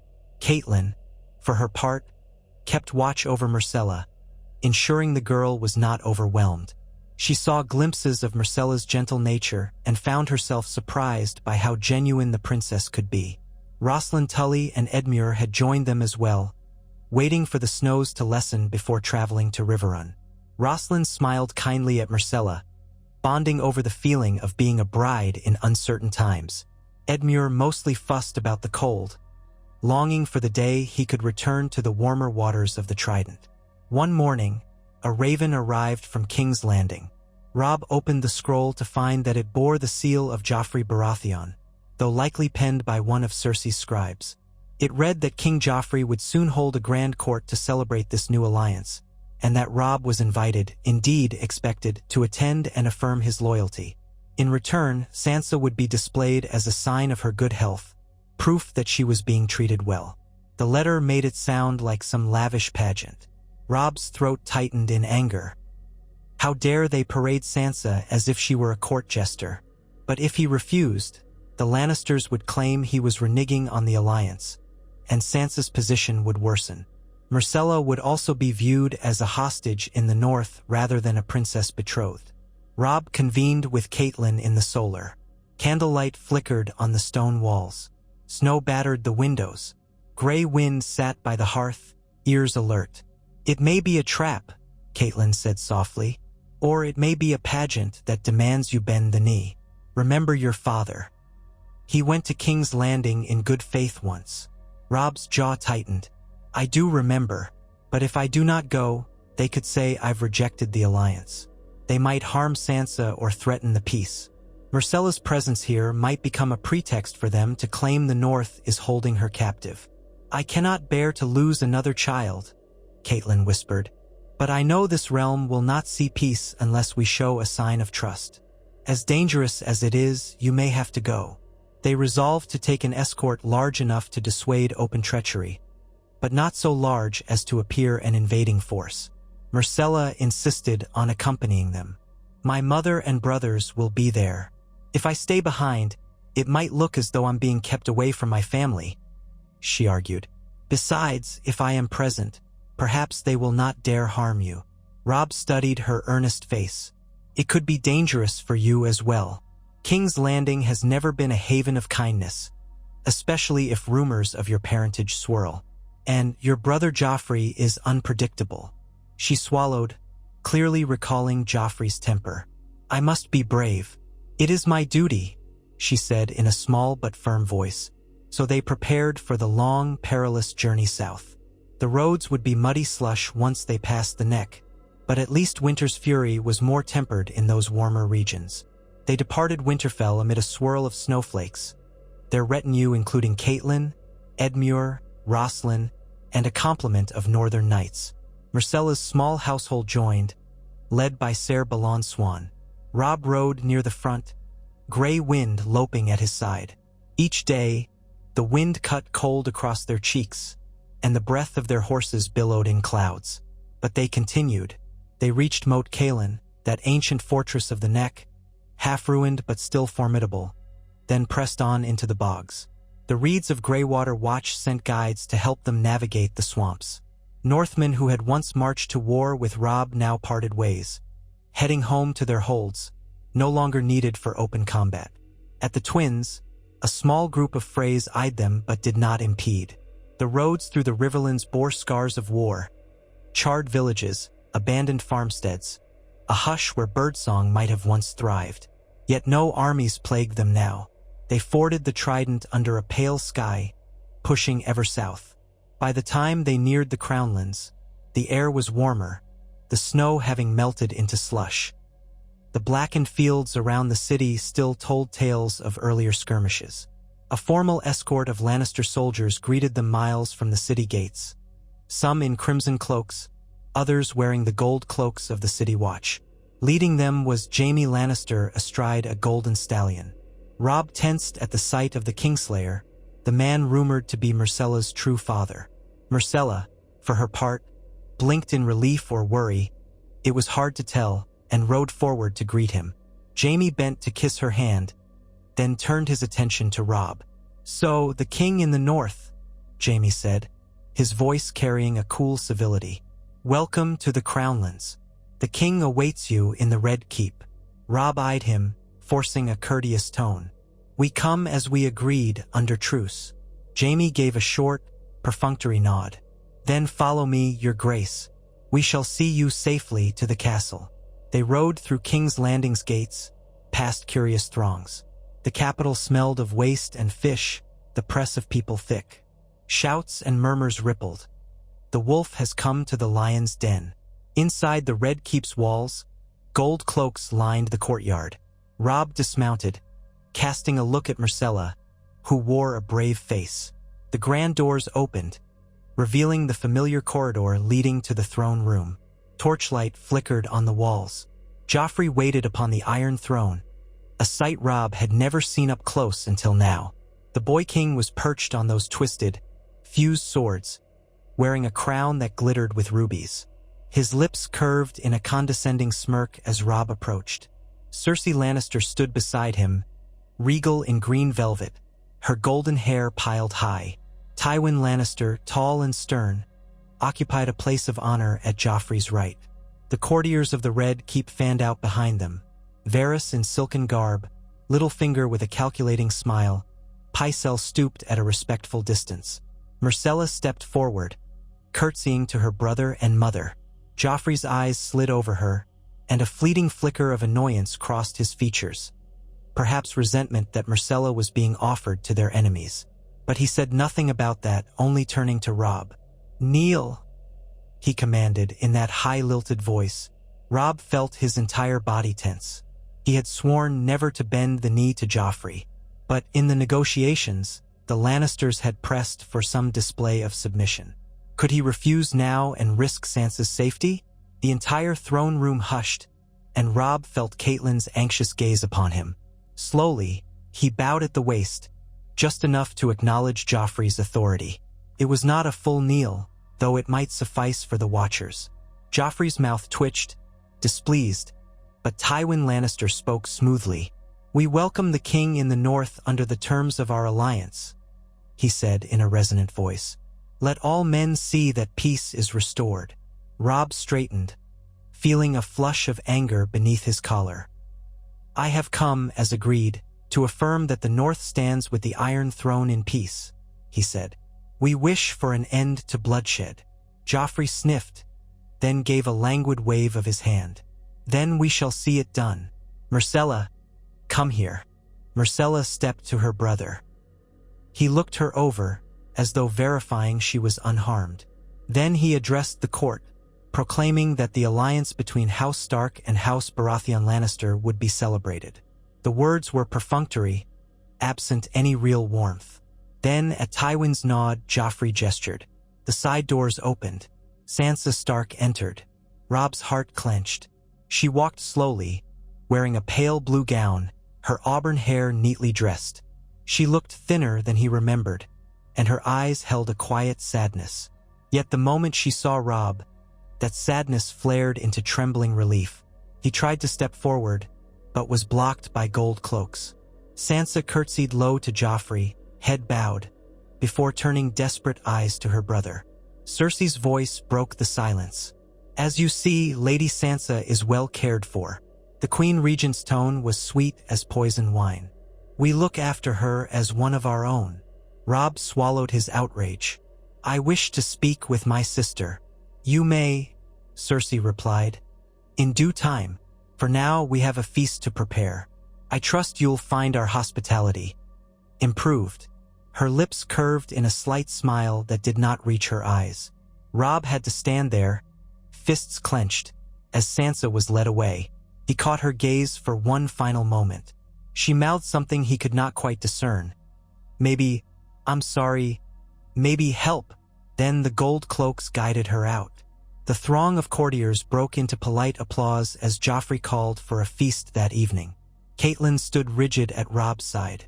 Myrcella, now near her mother and Joffrey, looked torn between relief at seeing her family and dismay at the coldness in Joffrey's manner. The tension hung in the air as they were guided from the throne room to a set of chambers in Maegor's Holdfast, where the Starks would stay, presumably under guard. That evening, torches lit the great hall for the feast. Tables groaned under roasted boar, fresh bread, honeyed fruits. Musicians played lively tunes, though the mood was uneasy. Robb and Catelyn entered to a scattering of applause. Joffrey sat at the head table with his mother, Tywin at his right, Myrcella at his left, and an empty seat presumably for Robb. The hall was filled with lords sporting House Lannister or Baratheon sigils, a smattering of Tyrell courtiers, and a few other crown-sworn houses. The northern men who had come with Robb were relegated to lower tables, flanked by watchful gold cloaks. Joffrey beckoned Robb forward. Robb took his seat near Myrcella, whose expression remained guarded. As servants poured wine, Cersei leaned in to her daughter, murmuring something. Myrcella nodded, her posture stiff. Robb wondered if Cersei was warning her not to show undue friendliness toward the Starks. Partway through the feast, Joffrey stood. The musicians halted. In a voice that tried to project magnanimity, he announced, "We gather here to celebrate the union that will bind our houses. My dear sister Myrcella shall wed Robb Stark upon her next name day. Until then, we are well pleased to have the wolf in our den, so to speak." Laughter, some genuine, some forced, rippled through the hall. Robb felt his cheeks burn. The Boy King's jibes were barely veiled, but he forced an even expression. If yielding to Joffrey's arrogance for a short time would gain Sansa's freedom and keep the realm at peace, he would endure it. Next, Tywin rose and the hall fell silent. His voice was steady, a low baritone. "We stand on the cusp of a new era. The North has pledged peace to King Joffrey. The Princess Myrcella resides among the wolves as a sign of our good faith. Let no man say that House Lannister shrinks from forging alliances when it benefits the realm. May this betrothal bring prosperity, and may the gods protect us from further strife." He raised his cup. The hall echoed the toast, though the tension was thick. Robb drank sparingly, refusing to let the wine muddle his wits. Catelyn sipped quietly. Edmure and Rosslyn, who had joined them, tried to keep conversation light with a few riverlords who were present. The entire gathering felt orchestrated by Tywin, each move designed to show the realm that the Lannisters held power while offering enough courtesy to keep the Starks from fleeing. Myrcella managed small talk with Robb, murmuring about the minstrel's music, about how different it was from the songs at White Harbor. Joffrey occasionally cut in with a mocking remark, but Myrcella answered him with carefully measured politeness, never rising to his bait. Robb recognized a quiet bravery in her. She was trying to defuse her brother's cruelty, mindful that any open confrontation would only worsen matters. At the feast's end, Joffrey snapped his fingers, and Sansa was led in once again. She wore a pale dress, her hair swept up. Robb rose from the table, ignoring the hush in the hall. He saw how her eyes darted warily among the courtiers. Joffrey's voice sliced through the quiet. "A demonstration of our family's goodwill. Lady Sansa, your brother wishes to greet you. Go on." She approached Robb, trembling. He reached for her hands. She fell against him in an embrace, her thin arms clinging to him. The room erupted in murmurs and stares. Robb whispered, "Sansa, are you harmed?" She shook her head, though tears streaked her cheeks. I'm just so glad to see you." The moment felt heartbreakingly brief, for Joffrey soon beckoned her back. "Enough. A most touching scene," the king said, sneering. "You'll have time later, if the king in the north behaves himself." Robb held himself in check, fury burning at Joffrey's casual cruelty. He caught Cersei's cold glare. Tywin's expression was impassive. Myrcella's head was bowed, as though ashamed. Sansa stepped away, returning to Joffrey's side with halting steps. Soon after, the feast began to break up. Courtiers drifted out. Robb's men ushered him and Catelyn to the chambers set aside for them. Ser Balon accompanied Myrcella to hers. The corridors were shadowy, lit by sporadic torches. Robb's stomach churned with anger and worry. When he reached his assigned chambers, Catelyn seized his arm. "He taunted you in front of everyone," she whispered, voice shaking. "He used Sansa as a trinket in his show." Robb exhaled. "I know. We have to remain calm. If we lash out, Sansa will suffer. So will Myrcella. Tywin is the one behind this. Joffrey's cruelty is a tool they wield. Catelyn's eyes brimmed with tears she fought to control. Your father died here in this city. I've lost him, lost so many.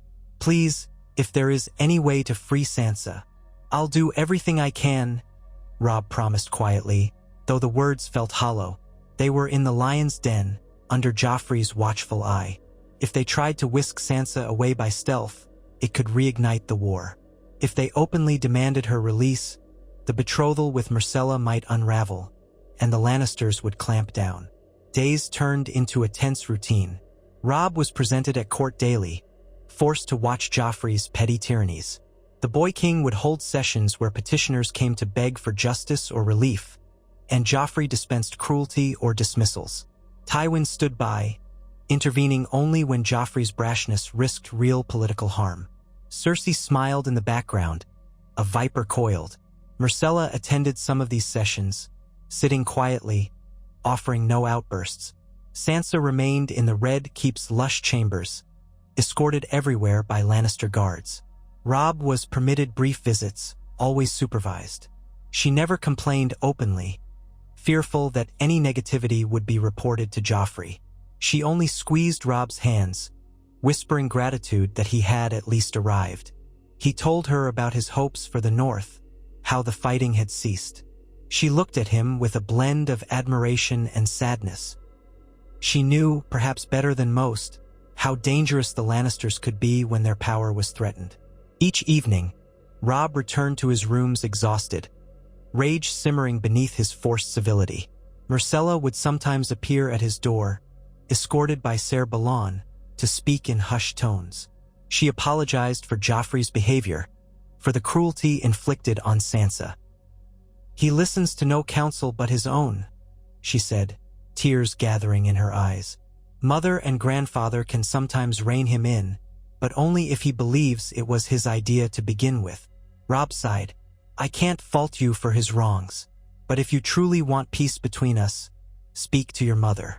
Ask her to show mercy, or to release Sansa entirely. Myrcella swallowed hard. I will try, but you don't know how she can be. If I press too much, she'll suspect me of disloyalty. I must be careful. In that moment, Robb pitied her. She was a child caught between family and a forced betrothal to a house that hated her kin. Perhaps she pitied him too, a wolf forced to wear a leash. A fortnight passed, and rumors began to swirl. Some said Stannis Baratheon was gathering forces again, perhaps in the Stormlands. Others whispered that the Tyrells were growing restless, uncertain about the new arrangement with the North. There was talk of unrest in Dorne.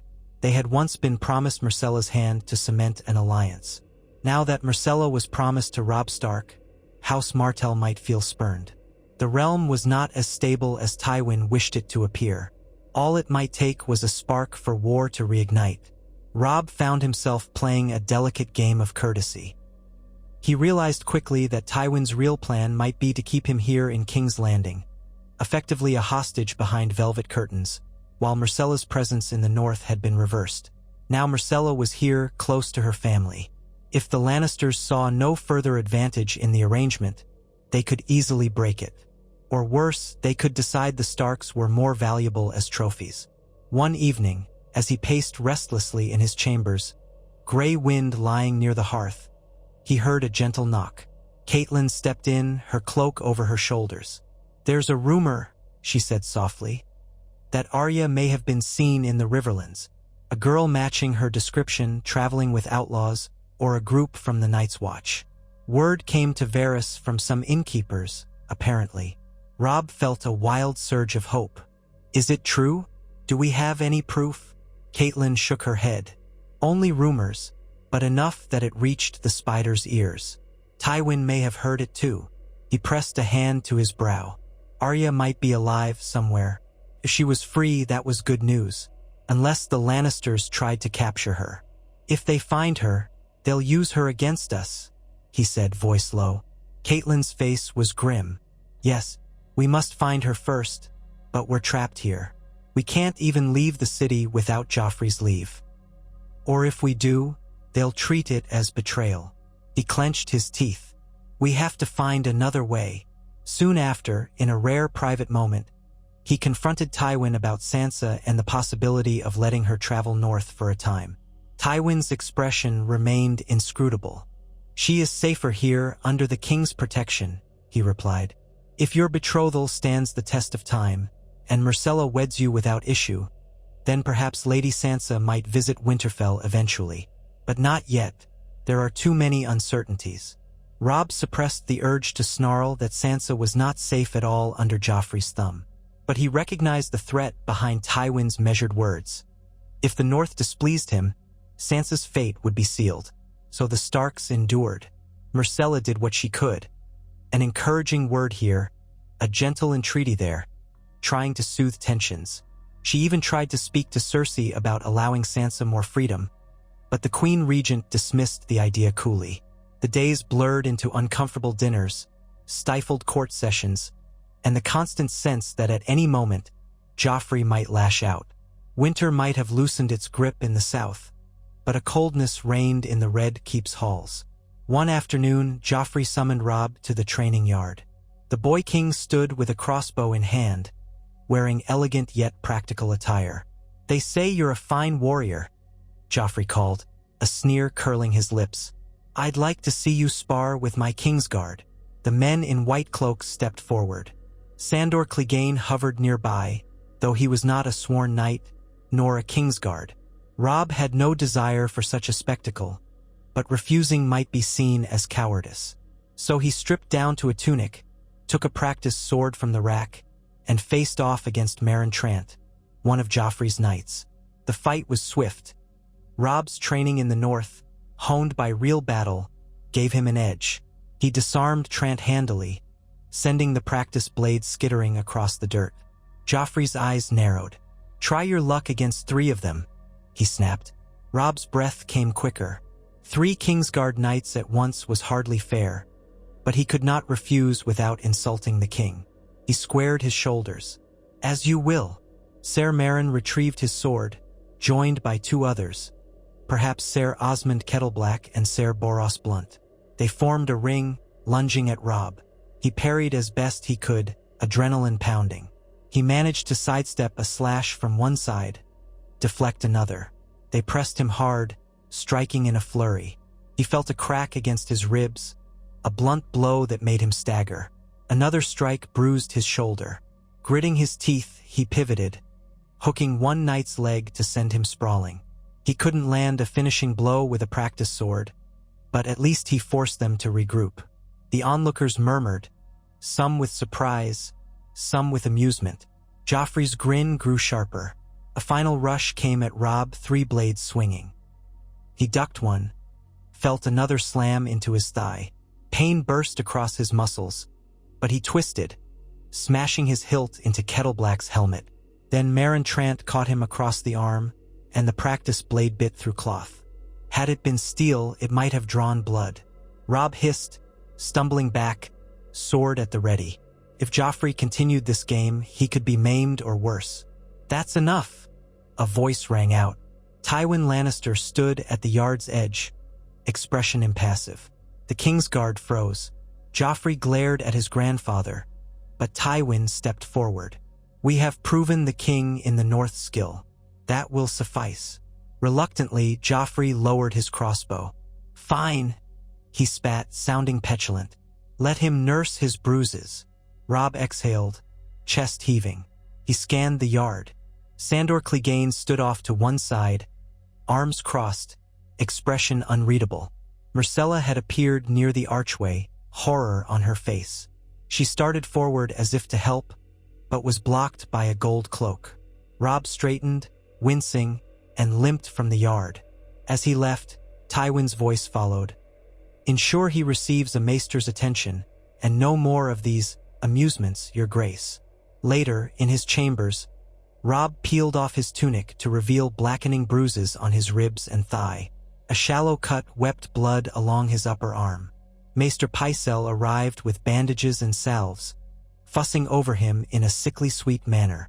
Catelyn paced, furious, while Myrcella stood to the side, hands clasped. "I'm so sorry," she whispered to Robb. "I didn't know Joffrey planned anything like this."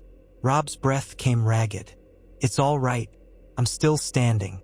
That's more than some can say after crossing your brother." Myrcella's lip trembled. He might do worse if he feels slighted." "I'm scared for you, for Sansa." "We'll endure," Robb muttered, though each breath made his ribs flare with pain. Somehow, but endure was not the same as prosper. As more days passed, it became clear that Joffrey found sadistic pleasure in reminding Robb of his powerlessness. He would make Robb stand during long court sessions or deliver barbed comments about how the wolf was tamed. Meanwhile, Tywin orchestrated lavish banquets to display unity. The nobility of King's Landing gossiped endlessly. Some believed the Starks had bent the knee out of fear, others praised the cunning alliance. A few whispered that Myrcella herself might be the only decent soul among the Lannisters. Catelyn did what she could, quietly speaking with sympathetic courtiers who might help Sansa. She found Margaery Tyrell to be polite but distant, possibly under Cersei's orders. She tried to approach Varys, who only offered cryptic remarks about little birds and the desire for stability in the realm. Peter Baelish, Littlefinger, smiled too much, hinting that for a price he might aid Sansa. Catelyn mistrusted him, recalling how he had once loved her. The man was cunning, possibly dangerous. One evening, the entire matter came to a head. Joffrey announced, in front of the court, that a tournament would be held, and Robb Stark was expected to enter the lists. The suggestion dripped with malice. If Robb refused, it would be cowardice. If he participated, Joffrey might set him against the Mountain or some other monstrous foe. Tywin frowned, but did not object. The Queen Regent smirked as though liking the idea. Robb could barely hold a sword properly while he was still bruised, but he forced a stoic nod. "Very well, Your Grace," he said. "I shall fight if that is your wish." Catelyn looked on in alarm. That night, she found Robb pacing in his rooms, his bruises still raw. Gray wind lay by the hearth, ears flattened. "You can't do it," she pleaded. "He'll have you killed. This is no jest, Robb." "I know," he replied grimly. "But if I refuse, he'll harm Sansa, or Myrcella, or both. We have no safe path here." He looked at the battered practice gear. If he had to enter a tournament with foes chosen by Joffrey, it might be a death sentence. But perhaps Tywin would not let Joffrey ruin the entire alliance by killing Robb in such a public way. That was the slim hope to which Robb clung. The day of the tournament arrived. Wooden stands rose outside the city gates, decorated in Lannister crimson and Baratheon gold. Nobles gathered, a sea of colorful silks and fluttering banners. Joffrey presided from a canopied box, with Cersei and Tywin at his side. Myrcella sat there too, her face pale, her posture rigid. Robb, clad in armor that had been provided for him, suspiciously by the Lannisters, stepped into the lists. Grey Wind was kept outside the tourney grounds under heavy guard. The herald announced the matches. First, Robb was paired with a minor knight who was clearly no match for him, despite Robb's injuries. Robb won quickly, not wanting to draw it out. The crowd gave polite applause. Joffrey yawned theatrically. Next, Robb faced a more seasoned hedge knight. The fight was longer, but Robb's skill carried him through. He felt every bruise throbbing, sweat soaking his arming doublet. Between rounds, he glanced up at the royal box. Sansa was there, forced to watch, flanked by Lannister guards. She held her breath every time Robb took a blow. Myrcella looked tense, pressed close to her mother. Joffrey seemed bored, flicking his gaze over the proceedings. Eventually, the herald announced that Robb's next opponent would be Ser Gregor Clegane, the mountain that rides. A stunned hush rippled through the stands. Gregor was a towering beast of a man, rumored to stand nearly 7.5 feet tall. He stepped onto the field in massive plate, carrying a greatsword. Robb realized with a lurch that Joffrey was pushing for blood. If Gregor crippled or killed Robb, they might claim it was an accident of the tourney. Catelyn, in the stands, went white. Sansa stifled a cry. Myrcella's eyes went wide with terror. But the match was called. Gregor advanced, swinging his sword with brutal efficiency. Robb braced, trying not to let fear overwhelm him. The mountain came at him like an avalanche, slamming aside Robb's shield on the first pass. Robb dodged right, slashed, managing only to graze the giant's plate. Gregor swung down again, forcing Robb to block with his shield. The blow dented the metal, jolting Robb's arm so violently he almost dropped his sword. He circled, trying to use footwork. Gregor attacked relentlessly, each blow threatening to break Robb's guard. Robb managed a glancing strike at Gregor's side, but it only scraped steel. Gregor roared, smashing Robb's shield a second time. The shield split. Robb dove beneath a third swing, rolling in the dust. The crowd gasped. Gregor advanced sword high. Robb, half blinded by sweat, scrambled to his feet. He heard Myrcella scream something from the royal box. Summoning every ounce of skill, he feinted to the left, then lunged right, slicing at Gregor's knee joint. His blade struck an unarmored gap, drawing blood. Gregor bellowed, staggering. But even wounded, he pivoted faster than a man his size should, backhanding Robb across the helm. Robb's ears rang, stars danced before his eyes. He lost hold of his sword, fell onto his back. Time seemed to slow. Gregor loomed overhead, monstrous. The giant's sword rose. Robb tried to roll away, but it was too late. Then a sharp voice echoed across the field. "Enough!" Commanding as a thunderclap. Tywin Lannister had risen from his seat, arm upraised. Gregor froze, blade poised in mid-strike. For a heartbeat, no one moved. Joffrey scowled, nearly rising to protest. But Tywin's glare was a lion's warning. Gregor growled, lowered his sword, stepped back. Robb lay there, gasping. The hush in the stands was absolute. At length, the herald stammered, "Ser Gregor yields? By command of Lord Tywin?" Confusion reigned. Then a scattering of applause broke out, uncertain. Robb struggled to his feet. Blood trickled down his temple where the helm had cracked his skin. His armor was battered, his sword gone. But he lived. Joffrey, furious, looked ready to object, but Tywin calmly stated, "This is a friendly tourney to celebrate the alliance, not a slaughterhouse. Ser Gregor has proven his prowess. The king in the north has fought valiantly. Let it end." His voice brooked no argument. Joffrey glared, but sat down, silent. Robb staggered from the field, the crowd parting around him. Catelyn rushed to him, tears on her cheeks. Myrcella leaned over the rail, calling his name. Sansa looked trembling, both hands pressed to her mouth. The tourney ended abruptly. That night, in the confines of their borrowed quarters, Robb endured another round of tending by Pycelle. Catelyn hovered, cursing the Lannisters for this spectacle. Robb found himself hollow with relief. He had survived only because Tywin had intervened. Tywin apparently wanted the alliance intact, or at least not undone in so public a manner.